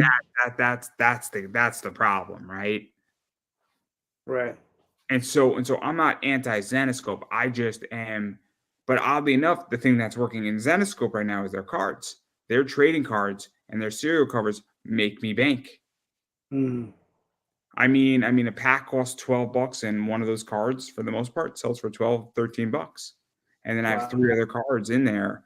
And if it's a nude card that I get, maybe one out of every 3 packs, that's like Hmm. a $15 card. And then if you get a Crimson Icon, that could be like an $18 card. And then you can get an Icon nude cover card in there. Hmm. That's another $15. So in a given pack, I could pull in a given pack, depending on the right cards, I could pull $45 easy on a $13 pack. So enough, Hmm. but this is a whole different ballgame. This is how you spend $25,000 in like 8 months. Is Right. when you're buying all of this merch, and people don't understand that I didn't make 25K. Mm, I made a good amount. I'm making a good amount of money. Not all of it's sold, but I will have a very. My margins are 26 to about 32%, give or take. Mhm. on Just average. decent margin. Oh, it's I mean, pure profit. That's after I pay everything that's paid, pay my taxes. I pay for the Mhm. item, pay my taxes, eBay Oh, okay. fees, and shipping. I mean, that's really good. No, that's really good. Yeah. Mhm. So everybody understands how to measure real margins. Um, Mhm. I'll probably put up the link. There's a report by the Stern Business School, NYU, and they go through every industry's margins, their net margin, and their gross. That's Mhm. the way to measure it. And then secondly, the way you measure business profitability and things is S&P. The S&P does about 11%. So if you're beating the S&P um, by 10% or more, you have a really good business. And I understand that if I was doing $1 million, it would be better to measure my business on $1 million basis. Mhm. But even at the basis it's at right now is pretty good. I don't know what this business looks like at 200,000 because that's like different problem in a different way. But Mhm. an $80,000 to $90,000 business valuation right now, it's not bad Mhm. No, not at all. Not at because I all. have a day job, and that's why this is so lucrative Mhm.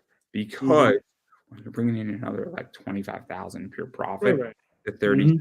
changes your income because it's an addition and you don't need that money to rely on. I Right. don't think you need the money from Oswald or the money from this to rely on, and that it changes the way you can operate your business Yeah. completely. Definitely.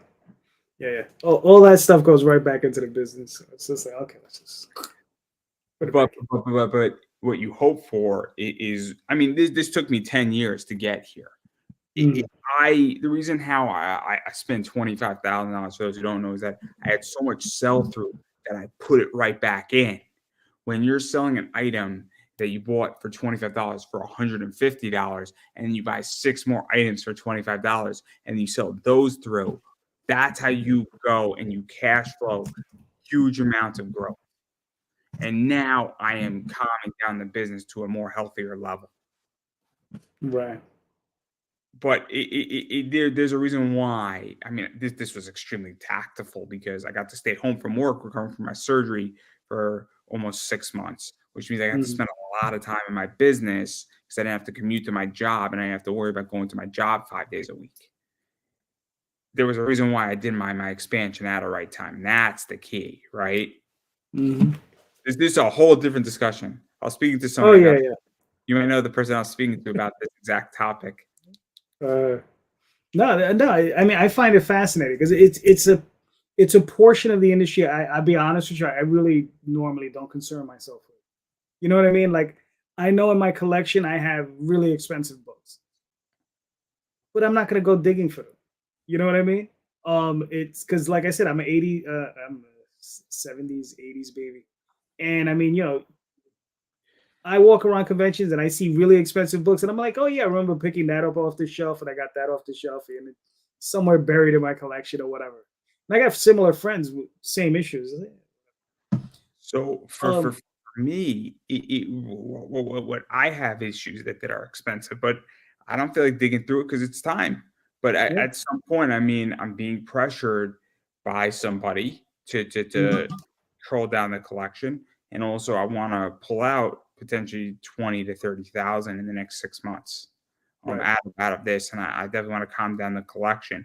But I don't just have comics. I have Pop Funkos that are worth money. I have Mhm. baseball cards that are worth money. I mean, I'm sitting on a pretty hefty nest egg. Yeah. This just didn't happen, but I do have merch that is bought to sell, and Mhm. that's what I'm primarily dealing with. And then I can go dig through a bunch of stuff. I mean, if I wanted to, I could pull out books. I mean, I have 2 Ultimate Fallout 4s. I mean, I understand the book is soft right now, but the book will get hard again. Mhm. And I Which book was that? Ultimate Fallout 4. Ultimate what? Fallout 4, Miles Morales' first appearance. Okay, okay, I gotcha. mean, I have a 601 J. Scott Campbell. Mhm. That's an expensive book and a 9.6. A 9 Right. point The difference between a 9.6 and a 9.8 is like 200 bucks. It's insane. Mhm. Yeah. But my point is that, I mean, at some point I will dig through my collection. I'll make some exits on some stuff. Um, Mhm. but because I think this is the part that a lot of creators don't think about is that the business side of this, and actually understanding your margins. And I think it's a real deficit. Mhm. I do. And I think more people need to talk about it. And I mean, I'll be honest. What bothers me is that I want to talk to creators about this, and I'm more than happy to do interviews with people. I'm more than happy Mhm. to go on shows, and the response that I get and the attitude that I get is, "I didn't create a book, so I don't know what I'm talking about." And I'm like, I'm legitly selling $90,000 worth of comics a year. Like, Right. I think I Right. have a pretty good idea what the fuck I'm talking about. Yeah, yeah. I think what it is, I think they're confusing the fact of like, the concept of what you're doing and what they're doing, right, is different. Because what you're doing is you're doing it on the back end, after we've created the books and done it and sold and all that jazz. Um, I think I 'Cause I agree. I think there's a confusion, but I don't think right, that they understand that we're gonna be talking about practices. We're not gonna be right. talking about intricacy. I mean, we can talk about as much intricacies as my business as you want, but Mhm, how do you, on the front end of your Kickstarter, handle saying, "Cool, this is what my profit margin looks like. I wanna create a mhm, Kickstarter, and how do I create a flow that creates natural upsell in my right. Kickstarter?" And it's the idea that somebody's like, "Hey, man, if I buy both these, would you take off $10 shipping?" I'm like, "Yeah, of course." Like, again, Mhm, that creates flow. Or mhm, the guy who just bought these baseball cards, he's a huge Julio Rodriguez card fan. So guess what I'm doing? Tomorrow I'm looking for some Julio Rodriguez cards and see if he's interested in them because guess what? Shipping is now not an issue right. because the shipping is going to be the same price, which means whatever I sell to him for $7 a card, I don't have to worry about 63 cents in shipping. And it's Mhm, amazing because now all of a sudden my profitability went up by 20%. And right. that's what I think it's a pet peeve. And I try to explain it. And I just think people don't want to have these conversations. I don't. Oh yeah, yeah. I have similar conversations on my Sunday show where we discuss the business of indie comics, and it's just like, people like, I got some disturbing news as far as what a person is paying for their print costs on their books, and I was just like, "You're paying what?" And he was like, "This," and I was just like, "Why?" I was like, "You need to go out and find another printer who's going to give you a better price. They're out there. You just got to find them." And that's the sort of thing where, like, that's one of our biggest costs is printing the books, right? And I know where I want my prices set, and you have to go out and you have to find those prices. And then also the thing is like, teaming up with people, trying to get what's called gang printing done and that sort of thing. And it's not easy, but sometimes, a lot of creators, they don't want to get involved in that because, they're dealing with egos, right? And I'm like, well, damn egos. This is about money. It's not about your ego. It's about, let's make some think bucks. you're touching upon something that's really important where my ego and I think I could have as much swagger as I want with everything that I've done and what I'm Mhm, sitting on, and I didn't drop it. I mean, I'm a stock investor. I'm a crypto investor. I have a mhm, lot of equity and I have a lot of income streams. And probably in the next 5 years, I'm probably going to be tripling, if not quadrupling, my net worth. Um, nice. my ego does not come out Mhm, for a reason because I want to make money. I don't give a shit what you think of me. I don't give a shit if you think I'm a sloppy individual. I'm not mhm, really caring because what matters in the long run is how do you increase my bank account and how do I increase yours? right. And this is the difference is that, I get guests on my show because I approach things differently and I make a Mhm, fair argument to people and I say, look, I'm going to work my ass off for you. And I guarantee you in 2 years from now, we're not going to be having this conversation. And mhm, I have enough connections. And, I just think that a lot of creators need to learn that this isn't about your ego. Who gives a fuck if you're the greatest comic writer? Do you have money? Because at the mhm, end of the day, I don't give a shit about clout. I just want mhm, money. right. When I first started speaking at anime cons, I all I wanted was clout. That's all I wanted. And after doing Mhm, 50 panels, the only thing I want now is I want money. That's the only right. thing I want. I don't need your clout. I don't need a high five. I don't need a hotel room. I want to be paid. I want to be Mhm, paid. I want to be paid a lot of money for my fucking time. I'm sorry to Mm, say that. And I have a rate. There's one panel that I charge for. It's the only mm, panel that I'll charge for, and I'll speak free for everything else. And I will tell a con my rate. And I'll say, I understand if you don't want to pay me, that's fine. I'm not presenting for free on this topic. I know what I'm mm, worth in this space. That's my got comic book investing panel. But I think you. that that's what a lot of creators need to learn is that how do you get your prices down? And I don't know anything about printing, so obviously, but I do know how to upsell. I also know how to price things out.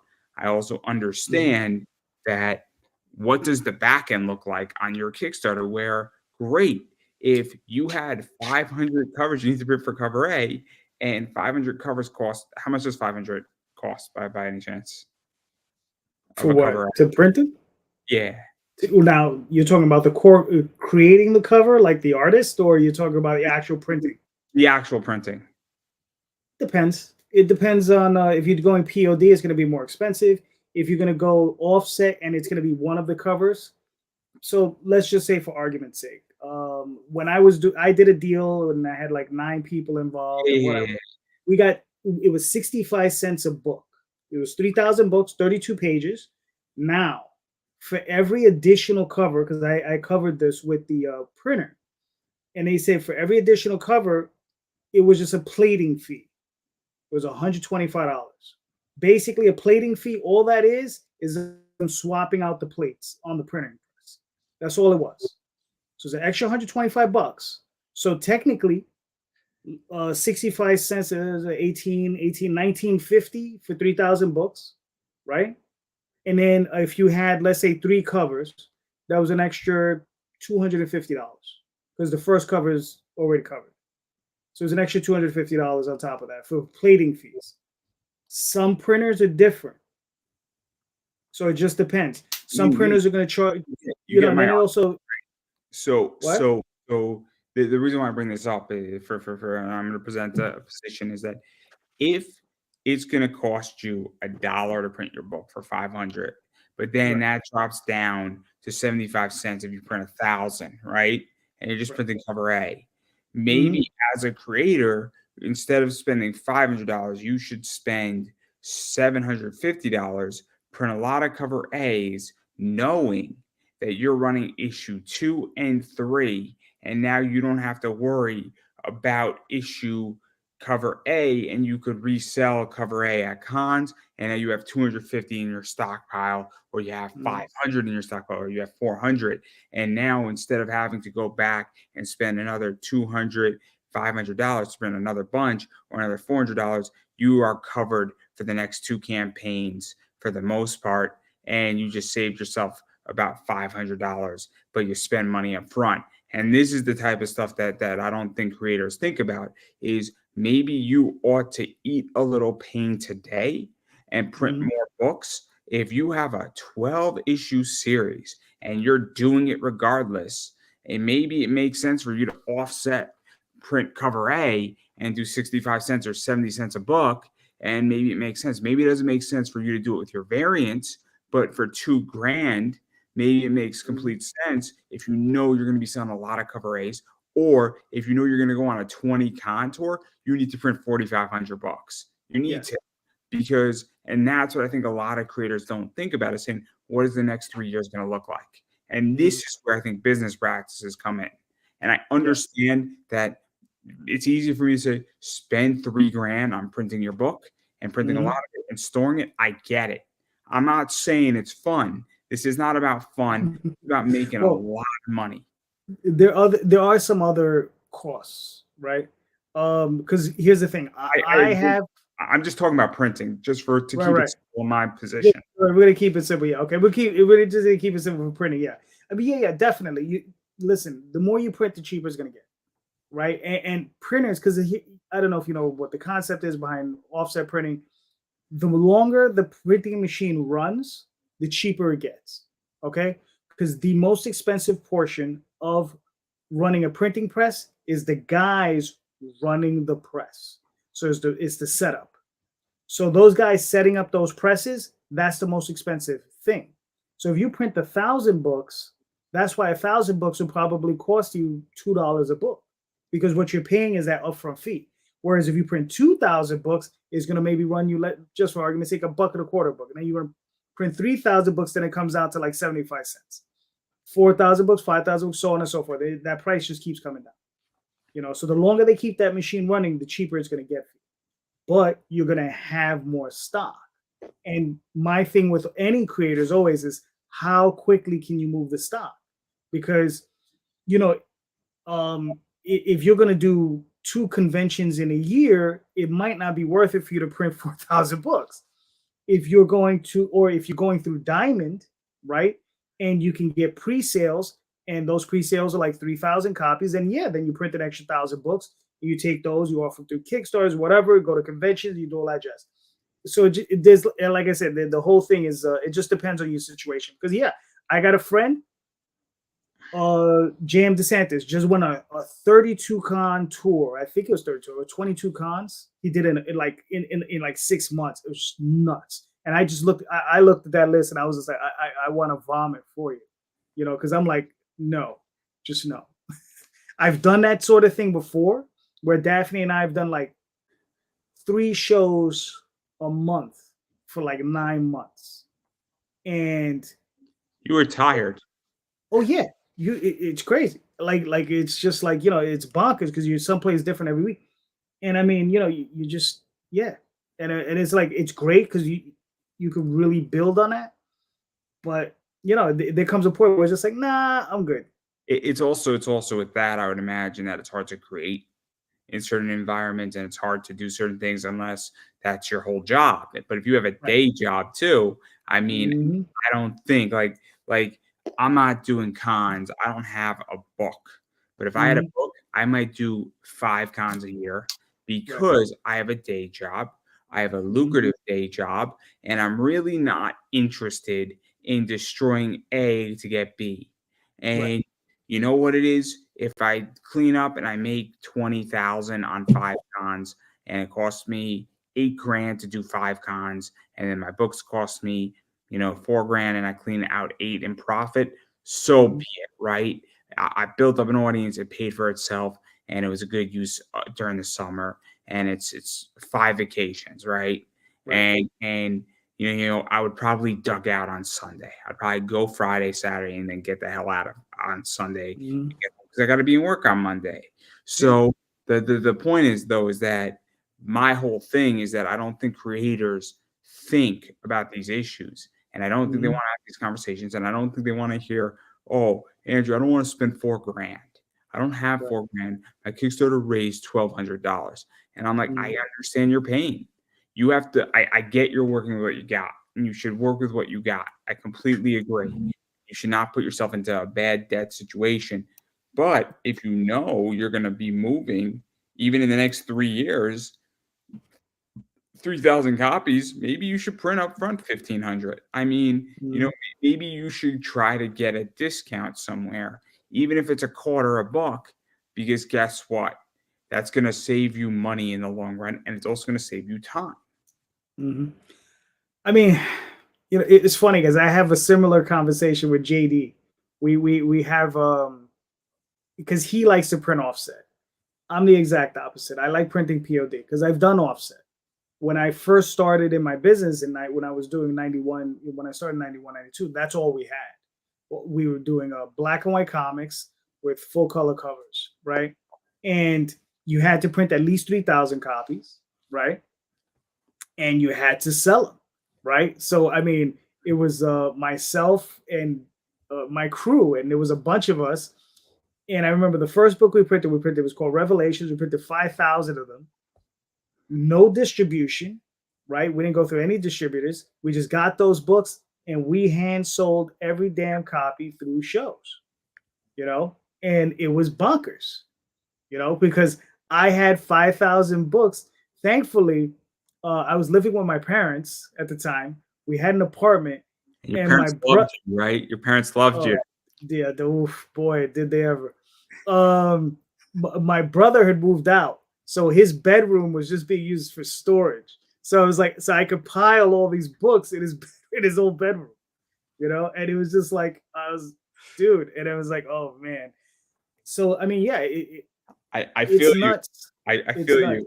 My And then parents love me right now a lot too, where the basement is storage because I'm living with them right now, and my right. parents love me a lot. I could tell you that. I could tell you that. It would just Hmm. Yeah. anybody who's ever run a business, living with their parents, starting one up, growing Yeah. it, going through hell. It's your parents either love you or they don't. Yeah. You find out really fast, Hmm. it is a very emotional, complicated issue. Yeah. And I realize not everybody's lucky in that Yeah. sense. Oh yeah. Absolutely. No, Continue. I was very fortunate. My father's an entrepreneur. He owned a grocery store, he owned a bodega, right? He owned a couple other businesses. He had a bar, he had a candy store, he had a restaurant. So he knew about business. So it was a thing. He understood that I wanted to get into the business of this, so I did.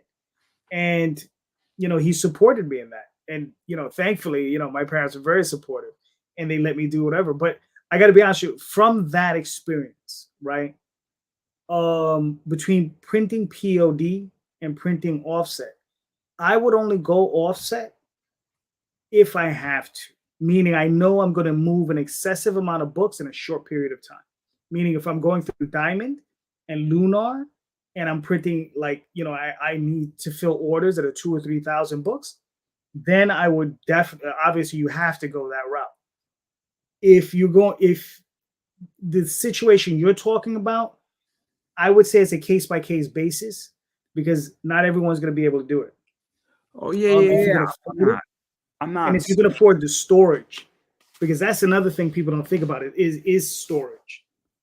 Because like Right. Jay, he likes to print offset, but he lives in an apartment. He has to rent a separate facility to store his books in. That's an extra expense. And we live in Yes. New York. And we live in New York, Look, and I live in a house that has a basement, and right. even if I mean, what is 3,000 books look like? What is that? 10 long boxes?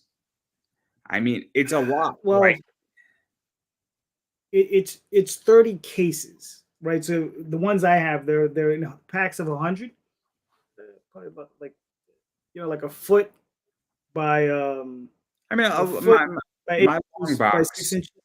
So I have long boxes. They hold 200 to 300 bucks. So Okay, so yeah, I'm trying to give a visual. There's a right, reason why right, I'm going this route because yeah. So yeah, think of it like that: 10 long boxes. so if you stack, you could stack long boxes. By the way, everybody, there are devices that allow you to stack them. Hmm. So a stack Yeah. is 6, right? So even if you have 10 long boxes and you put it in the corner, you can actually store this efficiently in a house.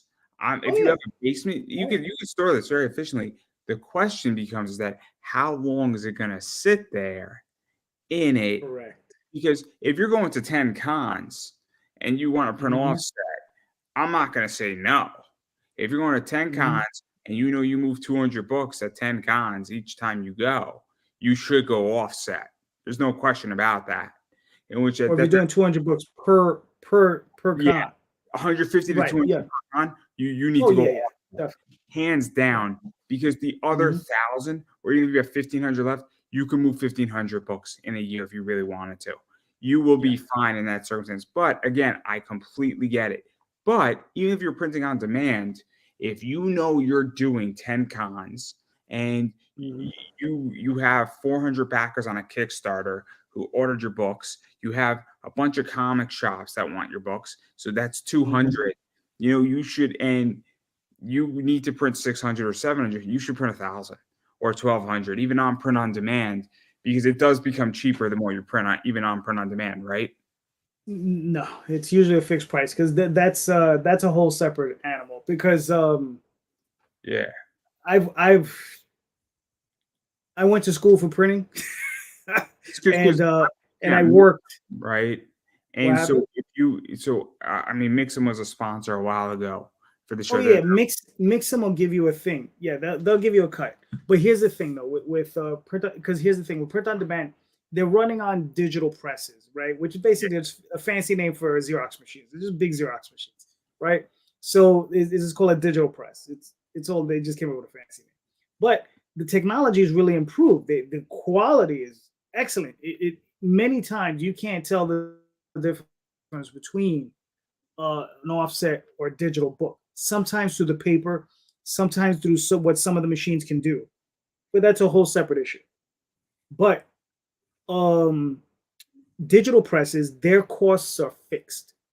Okay, so for every impression you make, that cost is fixed to the person making it. So when you have most big places, they have a licensing deal with, I don't know, Canon, Canica, whoever, whatever machine they're using, Yeah. right? So they have so in a click is costs X amount. Usually is 0.0001% of a penny or whatever.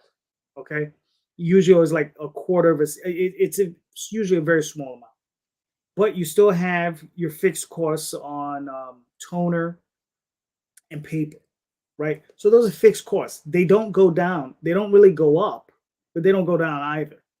Okay. So, like the guy printing the book knows exactly what he's spending. Okay. So your printer should know exactly what a 32-page comic with a cover, right, is going to cost them. So let's say it costs them 30 cents, just for argument's sake. And they're selling them for $2, right? Just to start. You get one copy or 5 copies, it's $2 a book, whatever. Because then you have the human cost, which is another cost, right? Which is, labor. It's a whole nother thing. That always adds a big expense. So that cost never goes down. It only that cost is fixed. So it's never going to go down. Whereas with an offset machine, like I said, the longer you print, the cheaper it gets. The longer you keep that machine running. So it's because I thought with Mixum is that obviously my understanding with Mixum and I think with some others is that if you have a bigger order, it does, from my understanding. They're giving you a break because you're spending more money, but I'm telling you, their cost is fixed. It's just that they're overcharging you on the low end. That's all that is. Meaning you have more buying power in reality. That's what it means. Yeah, look, you're spending more, so they're going to give you a break. So they don't mind. I said 30 cents. Their cost is 50 cents. If you're spending $1,000, they might take $50 off. Exactly. They might give you $150 off. You never know. So it's just if you spend more money, they're going to be willing to take less if they know you're spending more. So that's where I'm going even on print on demand is that if you're printing 500 books, but then you're going to need 1,000 and Comics Wellspring or Mixum is willing to take off $100, maybe you bite the bullet a little bit because this $100, it might not seem like a lot, but all of a sudden that means that that's an extra $100 you have in your pocket, and $100 in your pocket today can be redeployed quicker. And if you are interested, and this is where people have to understand, is that you should be taking your money. I mean, I talk about this with Kickstarter. I was speaking to Daphne about this, where the goal for everybody's Kickstarter should be to get to the break-even point as fast as humanly possible. So and what you should do is that I feel, and I don't know how you feel, I feel too many people start too many projects at the same time. I look at people and somebody wants to have 18 books in 3 years on their table. I'm like, that's great, but you're going to be broke. Like you have no money. Like, I understand who gives a fuck that, oh man, I turned out a script. I got this idea, this idea, this idea, this idea. And I'm like, shouldn't you focus on 4 books, do 1 a quarter and slow it down and actually take money off the table? Or potentially, because if you're doing a 4-issue series, if it costs you $6,000 to do issue 1, it should cost you $6,000 to do issue 2. It should cost you $6,000 to do issue 3, and it should cost you $6,000 to do issue 4. Your cost shouldn't go up dramatically. And what you should hope for is that, let's say on issue 1 you do $8,000, right? What you then have to make a decision is that if $6,000 was the break-even point for every single cover, printing and all that shit, all the covers, all that stuff, then what do you do with that $2,000? So the $6,000, obviously, I mean, Kickstarter takes 8%, so that has to come out. Then what you should do is that, should you pay down if you have 1,000 left over? Should you pay down debt that you borrowed from yourself for the 6 grand. So now Mhm. you're redeploying the 6 grand for issue two, but you paid yourself back $1,000. And then on issue two, if you do 9 grand and you pull out 2,000, should you pay yourself back? And now you owe yourself only 3 grand. And then on issue three, if you do that 3 grand, you should pay. So you did 12,000 on issue or nine again on issue Mhm. three. You now owe yourself only $1 grand. And then if you do 9 grand or 10,000 on issue four, that means you have a surplus of 3,000. You pay yourself back, and now you have a surplus of 2,000, but you got your 6,000 back each and every time. This is how I run my eBay business. This is legitimately how I do it. Mhm. I buy a book for $20. The first $20, the first money that comes out is shipping, taxes, and eBay. Then the book Right. cost, and then whatever's left over is profit. If Mhm. I buy a Mount Olympus book for $20 and I sell it for 60, I get $16.45 in profit. That is after everything is taken out, and I paid myself back. But instead of paying myself back, I redeploy that $20 into a new book. And this Gotcha. is the exact model that everybody on Kickstarter should follow, because Mhm. at the end of the day, you would have a debt-free business, and so Um. you're gonna go way slower, Yeah. but you're gonna have no debt. And when you have Mhm. debt, guess what? When you have surpluses, you can then do that second book. Guess you have no debt. You Oh yeah. systematically eliminated debt. Mhm. No, no, I agree. I agree with you on that. I mean, the key thing that I see, and I've seen this from the very beginning. I mean, I met people at shows where we would sit down and we would have conversations, and we're talking about this was in the mid '90s, before, well before Kickstarter and any of this stuff, where they're telling me they're like 18, $19,000 in debt from printing books, right? Um, and they're out there and they're hustling. You know, they're doing their thing. But listen, it's not an easy business. You know, it's not. And I mean, here's the one thing one advice I would tell anyone is like, watch your numbers very carefully, right, and know what you can spend. You know, because the thing is if One if day. you know the book is going to cost you $4,000 to create, just to hire the artists and the colorists and the inkers and all that jazz.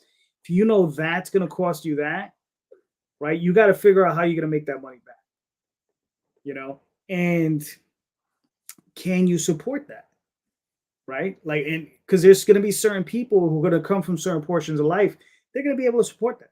They're going to be like, yeah, I can do that. It's no big deal, right? And then there's going to be other certain people like, no, I can't do that at all, right? It just goes back to my eBay business. I Mm-hmm. couldn't. What people forget is that I've been doing this since I was 18. I'm Mm-hmm. 30.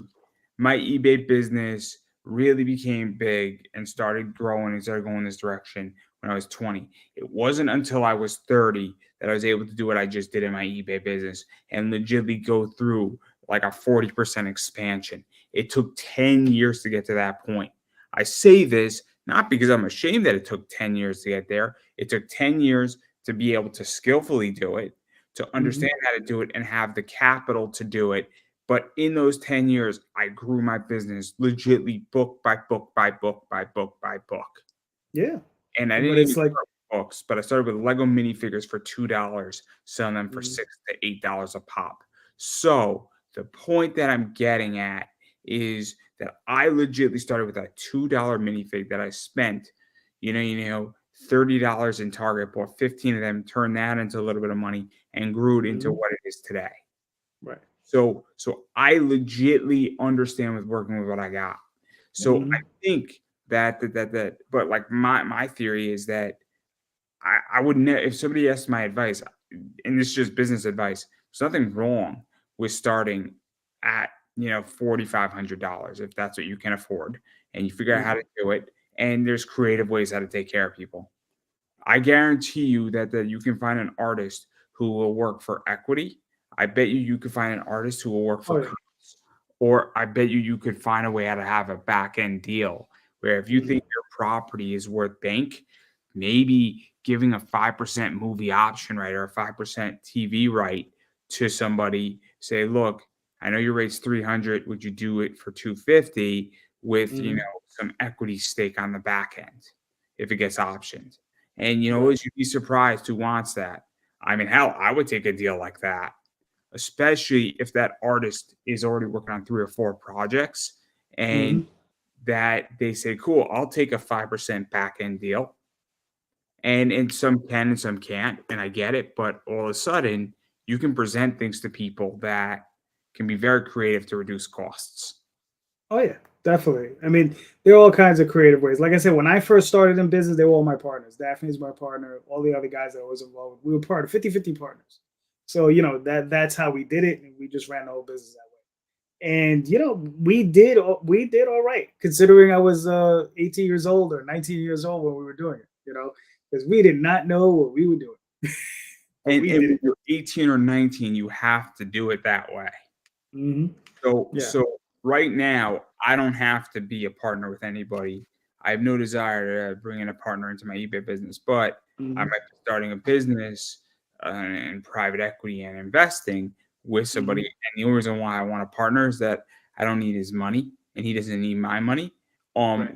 What I want is expertise, where Mm. he is way more into crypto than I am, Right. and me and him, I'm a little into that, but I am way more into bonds. And guess what? Those two things, if we're 10% crypto and 10% bonds, guess what? Those two things cancel each other out and provide a Hmm. balance. And then the other 80%, probably we're going to have expertise. So I want to partner with expertise, but Hmm. it's going to be a 50-50 partnership because that's the Right. only way how to do true partnerships. Having Hmm. having any other partnership doesn't work. No. I hate to say it, having like a 25% stakeholder, it doesn't work. No. Because I mean, as long as that person doesn't mind being shut out, you know what I mean? It it Because it it that's what's going it to happen depends. eventually. It depends if they are an equity investor, it's different if Hmm. they're a partner. So Shark Tank's a good example. If Mark Cuban buys 20% of a company, Hmm. it's different because he's looking for cash infusions Right. and buying a stake in the company, but he also has a stake in a lot of companies. So he's gonna have board seats and other things, and he's gonna have some creative control, but he doesn't want the whole thing because it creates more problems than not. Hmm. 50% ownership creates bigger problems sometimes than whatnot. But the point is that if I was to invest in you, right, you were to say, Andrew, I would sell you 15% of, whatever this was, right? And you were Hmm. forming a company and you were looking for $30,000, I'm going to evaluate that correctly. I've gotten Right. offers like that and I didn't like the offer. I thought the Hmm. offer was a really bad offer. I thought on an equity stance it was actually shitty. For Hmm. for $25,000, I thought it was a really bad offer, for 15%. Um, Hmm. but also, if I'm to sign something like that, I'm gonna have to do due diligence. But I digress. I think this is really interesting. I just think a lot of people just don't have these conversations because they're not fun. This is not a fun conversation. For me, it's fun. I enjoy it. Yeah. I I mean, don't look. I mean, like I said, on my show on Sundays, we this is what we discuss. We discuss the business of indie comics, and this is a portion of it. Like I said, the part that you deal in, I find more fascinating because I don't deal in it. You know what I mean? It's a portion of the business I don't deal in. I don't deal in I like mean, that secondary market. I'll throw something. This is the other thing too that I wish people would actually ask me. Right, the Hmm. biggest freaking there are two pet peeves that drive me crazy on Kickstarters. Hmm. They're saying I only sell to brick and mortar stores. I think that is incredibly narrow, incredibly Yeah. narrow. If I Now, want to, now, what now, when you say they only sell the brick, you mean they're not going to sell to another reseller? they won't sell to me on an eBay store. That doesn't make any sense. I don't think it makes any sense either. If you're gonna buy in bulk, right? Even if it's 5 or 10 copies, who cares? I want to buy like 15 copies from you. Will you sell me Right. some? And I'm like, what the fuck? I feel Yeah. so offended. Like I feel discriminated against because Yeah. I'm like, I want to buy 10 copies of your book. I'm not asking for any other discount beyond that. I'm not Hmm. asking. I mean, if you're going to include goodies, then I want the goodies too. But Right. like, why wouldn't you sell me 10 copies for like $50 or $100? You only sell to more brick and mortar stores. Like, what's that about? I think that's an Hmm. extremely narrow-minded position. I agree, 110%. Because I mean, business is business. Because we have guys in the business who they're like mini distributors. Like they don't have stores, they don't have brick and mortar stores, but all they do is conventions, and they'll buy indie books, and they'll take 15, 20, 30 copies from you, and they'll buy them, and they'll take them around to, like, I know there's one group they run up in the Northeast, and they just run around. They have all these different books on the table. And they sell them, right? You give it to them for half off, and they sell your books or whatever, and then they come back and they buy some more. It's you know, I don't really care if you have a brick or mortar store. This is, if you're gonna pay me, if I say here, it's like you said earlier, right? If you say, look, I want to buy these amount of books from you, send me a PayPal invoice, or just give me a PayPal. Here's the money, right? That's for real. That's not, you're not playing around at that point. That's for real. So it's just like, here's some money. What's the problem? But it's also the thing that you had said. A lot of indie creators don't think about the business of this. They don't understand that we're not living anymore in 2005. Like I hate to say this, but like the line is that I don't think we're in Kansas anymore, right? Mhm. I love The Wizard of Oz. I'm sorry. It's like one of my favorite movies. I think the movie's one of the most brilliant movies of all time. Um, I love the book too. Um, Mhm. but anyway, my point is that we're not in Kansas anymore, where my eBay store is just as effective, if not more effective, than a comic shop. And it can be. And a comic shop can be more effective than my eBay store. A whatnot store can be more effective. So don't you want me to sell your book at a profit so I make money, you make money? And if I sell 5 copies of your book, isn't that a good thing? Because that means 5 people have your book. And that means that if I know that if I bought this book, Magi and Grace, right? And every Mhm. time, I bought 5 and they sold out within 2 minutes, right? On my eBay store. What do you think my next email is going to be to you? The next Uh, email to you is going to be 2 things. Where's the book and can I get more? Right? mhm. And Right. those are 2 good emails, right? Mhm. I'm Yeah. sure that when you get an email saying, "Hey, JD, I need more books. You got some?" And Mhm. I'm sure you're thrilled, and I'm sure you're not happy if you sold out. You're like, "Man, I don't have any more. I'm sorry." In which that is, but like that's the first thing that bothers me extensively, Mhm. extensively. And then the second thing that bothers me is when people don't know how to price their freaking retail package. Mhm. That's the second thing that drives me crazy because you got to leave enough room on the bone for me to eat. I understand that you got to eat. I understand that you're like, well, I'm selling it on Kickstarter for 20, but we're not on Kickstarter anymore. Right. Right. Yeah. But I think that's the difference between offset and printing offset and printing digital, right? Or on print on demand. When you print POD, your costs are just your uh, initial core costs are higher per unit. Whereas if you print, offset, your unit cost is lower. Um, so yeah, it just depends because if if all right, I don't know, just as a rough example, standard comic is $5, right? If it costs me $3 POD to print it, right? And you asking me for 50% off, I lose 50 cents per book, right? So I'm gonna be like, well, maybe I can give you 20% off. So at least I'll make $1, you make $1, right? If you were to say to me, so if it cost you $3 to print it, right, and it's a variant, Mhm. and you were to sell to me for $8, right? Right. That's a decent margin. I'm making $5 per book though. So this is where it gets complicated, right? So I'll give you an Mhm. example, right? So somebody had a retail package, so Okay. they want to sell me, and they're selling it on Kickstarter for 20, and they want to sell me on a retail package for like $14 a book, and I'm like, there's no money to be made here. Yeah, there's not a lot. There's not, yeah. There's Mhm. none. There's none. Because if your MSRP is 20, there's no money at 14 for me. There's none. Mhm. So if it costs you $3 to make a book, I could pay 8, maybe I can pay 10 at the most Mhm. if I really think I could flip the book for 25, right? But if I want to sell the book for 20, which if I think the book is a $20 book, so we'll use your Lendai book. I think it's a Mhm. $25 book on an indie. Mhm. Maybe on a good day, the regular version is a $30 book for the right client. Honestly, in my store, if I was to take it, I would probably start it off at about 30. In which Mhm.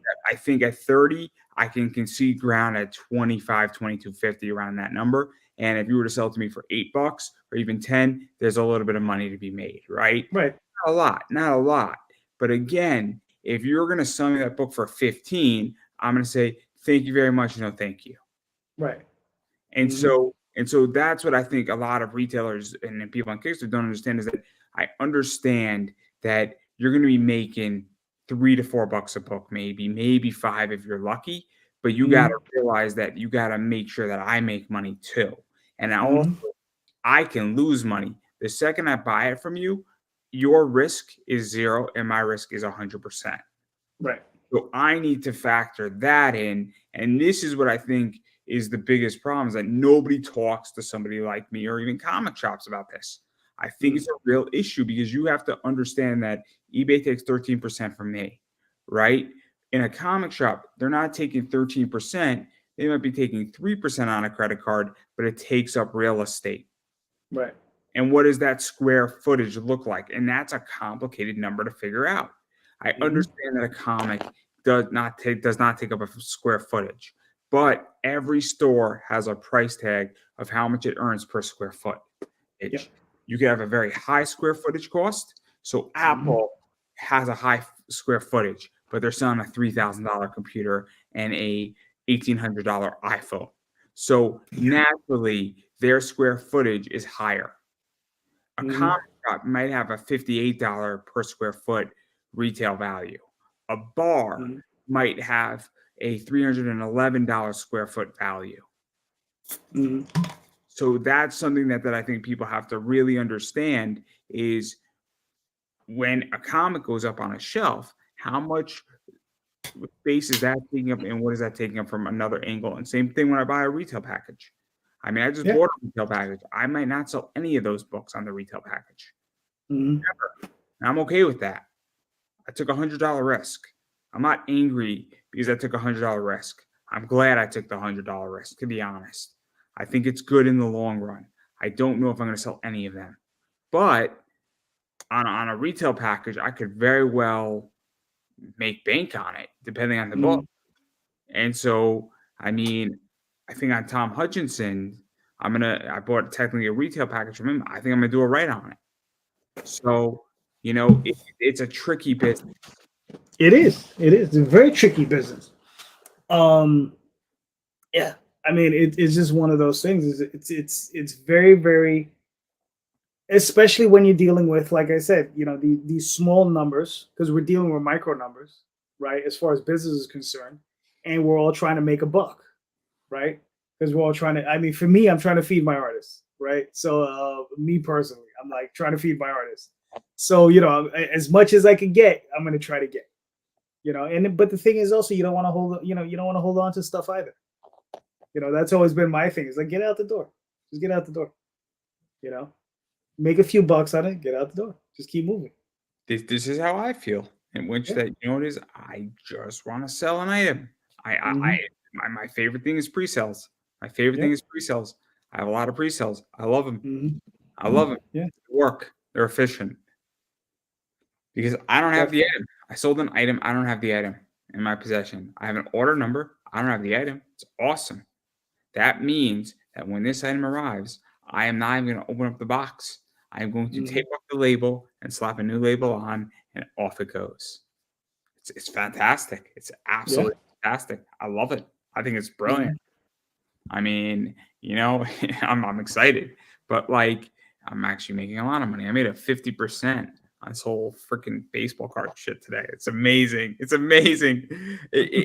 I'm sad to see these things go because they're great cards, but the fact that I sold it, I made the decision, and somebody made me an offer I couldn't refuse. So I'm like, okay. Mhm. I'm like, okay, there's nothing I can do here. And I'm probably gonna short it. I'm gonna wait till these cards fall to like zero, and then I'm gonna buy them back again for like no money. It's gonna be great. I've done that, by the way. I've done that, but I digress. No, that's cool. I mean, listen, man. You got to just make your money where you can make it. And then you buy a good dividend stock, and then I collect my dividends every single month. I'm like, I Mhm. legitimately just, oh my god, like I'm like the worst. I'm like the anti like freaking comic guy. I basically buy a non-productive asset, sell for 3 to 4x, and then I turn that into like a dividend producing stock. Listen, you've got a good business model, you know. And the thing is, it's unfortunate that not enough people pay attention to that, you know. And and that's what it is. Yeah. I would speak. I'll say this, and I should be held accountable to this. I would teach business 101 every single Thursday, minus football season, for free for every comic creator on YouTube, and we would go through this. If I had $1,000 that basically supported my StreamYard and some camera equipment and basically provided me some social media support. That's what I would Mhm. do, and it'd be great. But that's everything that I got. But yeah, but anyway, we've been speaking for a while, so I do want to get you out of here. You just shot me a Yeah, message. yeah, I got work in the morning, so it's one of those things. I have work in the morning too, but I don't have to commute, so it'll Oh, be what it'll gotcha. be. Nothing's going on at my job anyway. That's important. I'm just Mhm. making sure that kids who are blind can read. Um, Oh, that's nice. I like that. I like it too, and kids who basically I create accessibility at my job. It's a great job. I thoroughly enjoy it, but everybody's being pulled in 20 different directions. So like there's like an hour where I have nothing to do. So I'm gonna like Mhm. watch Netflix. And then I'll like not and then it's like hell and I get 15 things done at once. But anyway, I digress. It's a weird work week right now. Um and then the only thing I care about is Thursday night football. But anyway, I do want to go through this. I mean, you got a bunch of covers. I Mhm. know you have 250s on all the virgins, which I think are C, D, E, F, and G. Yes. And then I think you got the nude versions, which are 150, and you got the Right. foils, which are 100 of the same ones, right? Correct. Yes. So there's a lot of choice here, a lot of And choice. there's a lot of choice there. They'll be numbered, and they'll be numbered, and there you go. So Are they going to be hand numbered or print numbered? they're gonna be hand numbered. So I hand number them myself. So I'll be sitting there. So it's usually like the number slash. So if it's 150, it'll be 150, and that's portion will be printed, and then I just hand write in the rest of it. So, Oh, that's cool. That's cool. yeah. That But should be I look at it like this. I think it's important when you offer this type of collectible up to make it a limited edition. Because I mean, I have two covers out there that are not limited edition. That's the A and B cover. Those are I'll print those forever. so it's not going to be like numbered like these. How's that? This is print numbered. Gotcha. Yeah, that. It's funny. I You know who this is, right? No, who is it? Oh wow, you're not doing good then. You, No, you, who is? this is your girl, I think. Oh, you know. Oh, you mean the artist Lena Dye? No, no, no. I was meaning who is the what? Who's the publisher? Oh, that's Mount Olympus. That's Mount Olympus. Okay, yeah. They're They monsters, just yeah. monsters. I'm pretty sure I could probably find the printer to do it. But I don't want to go through that because you got to find the right printer because I could tell you who does that. Ready Comics does that, Mhm. but they take forever. Oh, gotcha.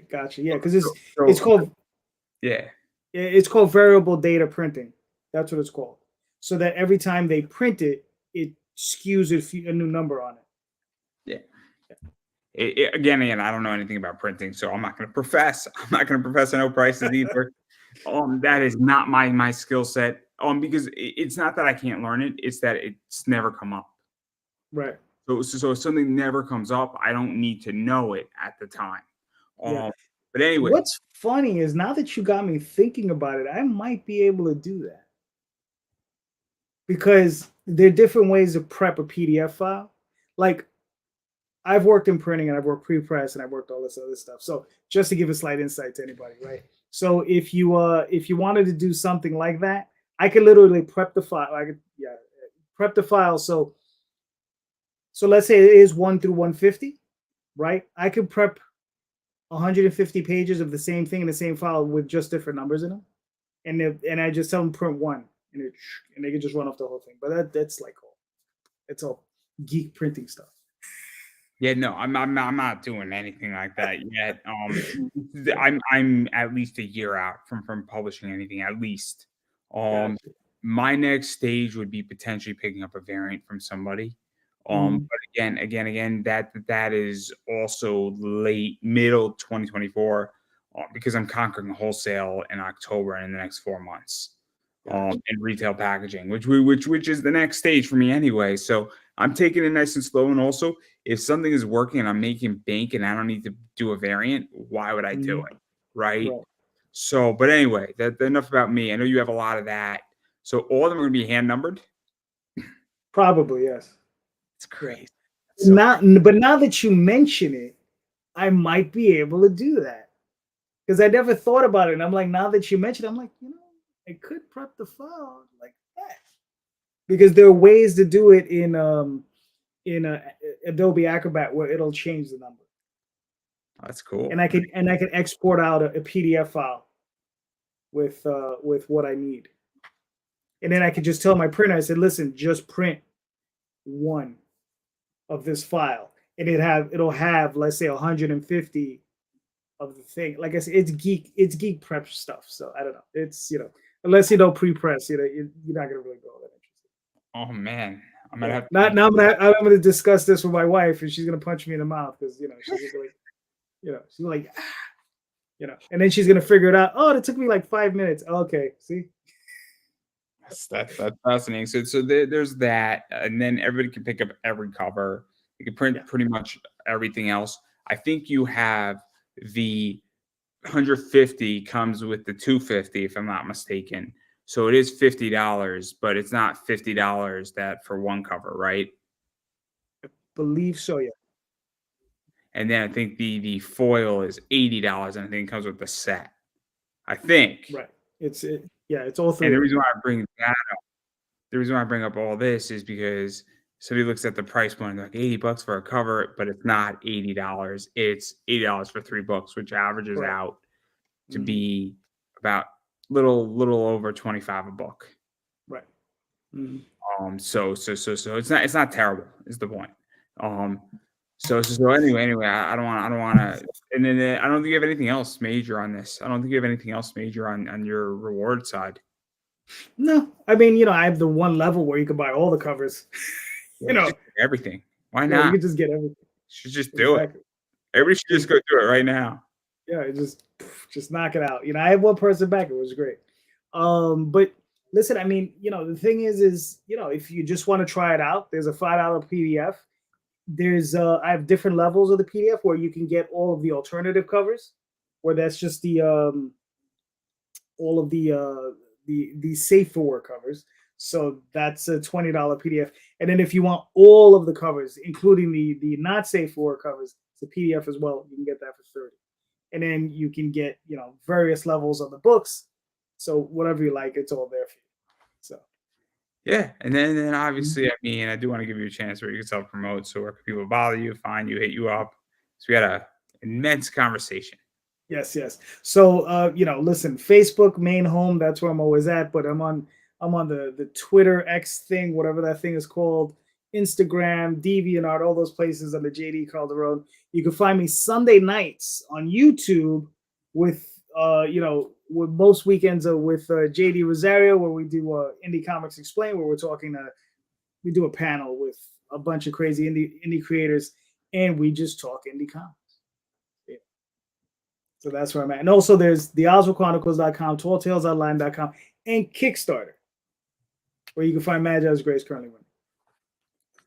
Yeah, and then I'm just gonna keep on saying it. You got to support indie. What that means is you got to back people's Kickstarters. You gotta follow their projects. You gotta follow them on social media. You gotta share Mm-hmm. it out. All that stuff matters. You gotta buy from them at cons if you don't already have it. And if you do have it, you should buy another copy because it's helpful. Yes. Goes a long way. And then as far as I'm concerned with everything that I'm doing, I got a lot of stuff going on. So obviously you can follow me on Twitter/X at Pop Anime Comics. Obviously, I'm on Instagram at Pop Anime Comics. I'm on Facebook at Pop Anime Comics. I am on TikTok, Pop Anime Comics. I am on YouTube, Pop Anime Comics. So I have almost 1,200 videos. And every week, give or take, I'm producing anywhere from 20 to 30 videos go live on YouTube. So there's something for you. There's something for you. Old interviews, new interviews, stuff from some other things that I've done. And I've interviewed every single sector. So you never know who's coming on my show, whether it's a comic person, cosplayer, voice actor, professional wrestler, writer, author, bodybuilder, porn star, crypto expert, Yes. and potentially, who knows, maybe a president of this country or a former country or another country. You never know. So be amazed, guys. Is all I'm going to say. Mm-hmm. I also have Buy Me a Coffee. So if you want to support this show, I am independent media that's out there, as well as you can check out what I do on eBay at Pop Anime Comics Collectibles. I have some sick cards up there right now and some cool stuff. I have a Coach Prime Deion Sanders card up there. So if you're following Colorado, they're going all the way. They're going all the way, and it's an expensive card. It's a $350 card in my eBay store. But if somebody sees this video and wants to buy it, I will accept $275 right now for the next probably 4 months. So no rush, Nice. no rush. No rush. But make sure that if you're gonna stop rushing, you have a good left tackle. Anyway, not the point. But I do want to give you the final word because that's everything I have to promote. All right, listen, like I said, Magi's Grace currently on Kickstarter. Go check it out today. That's all I have to say. Thank you so much. And I couldn't have said that any better myself, everybody. And that is a wrap.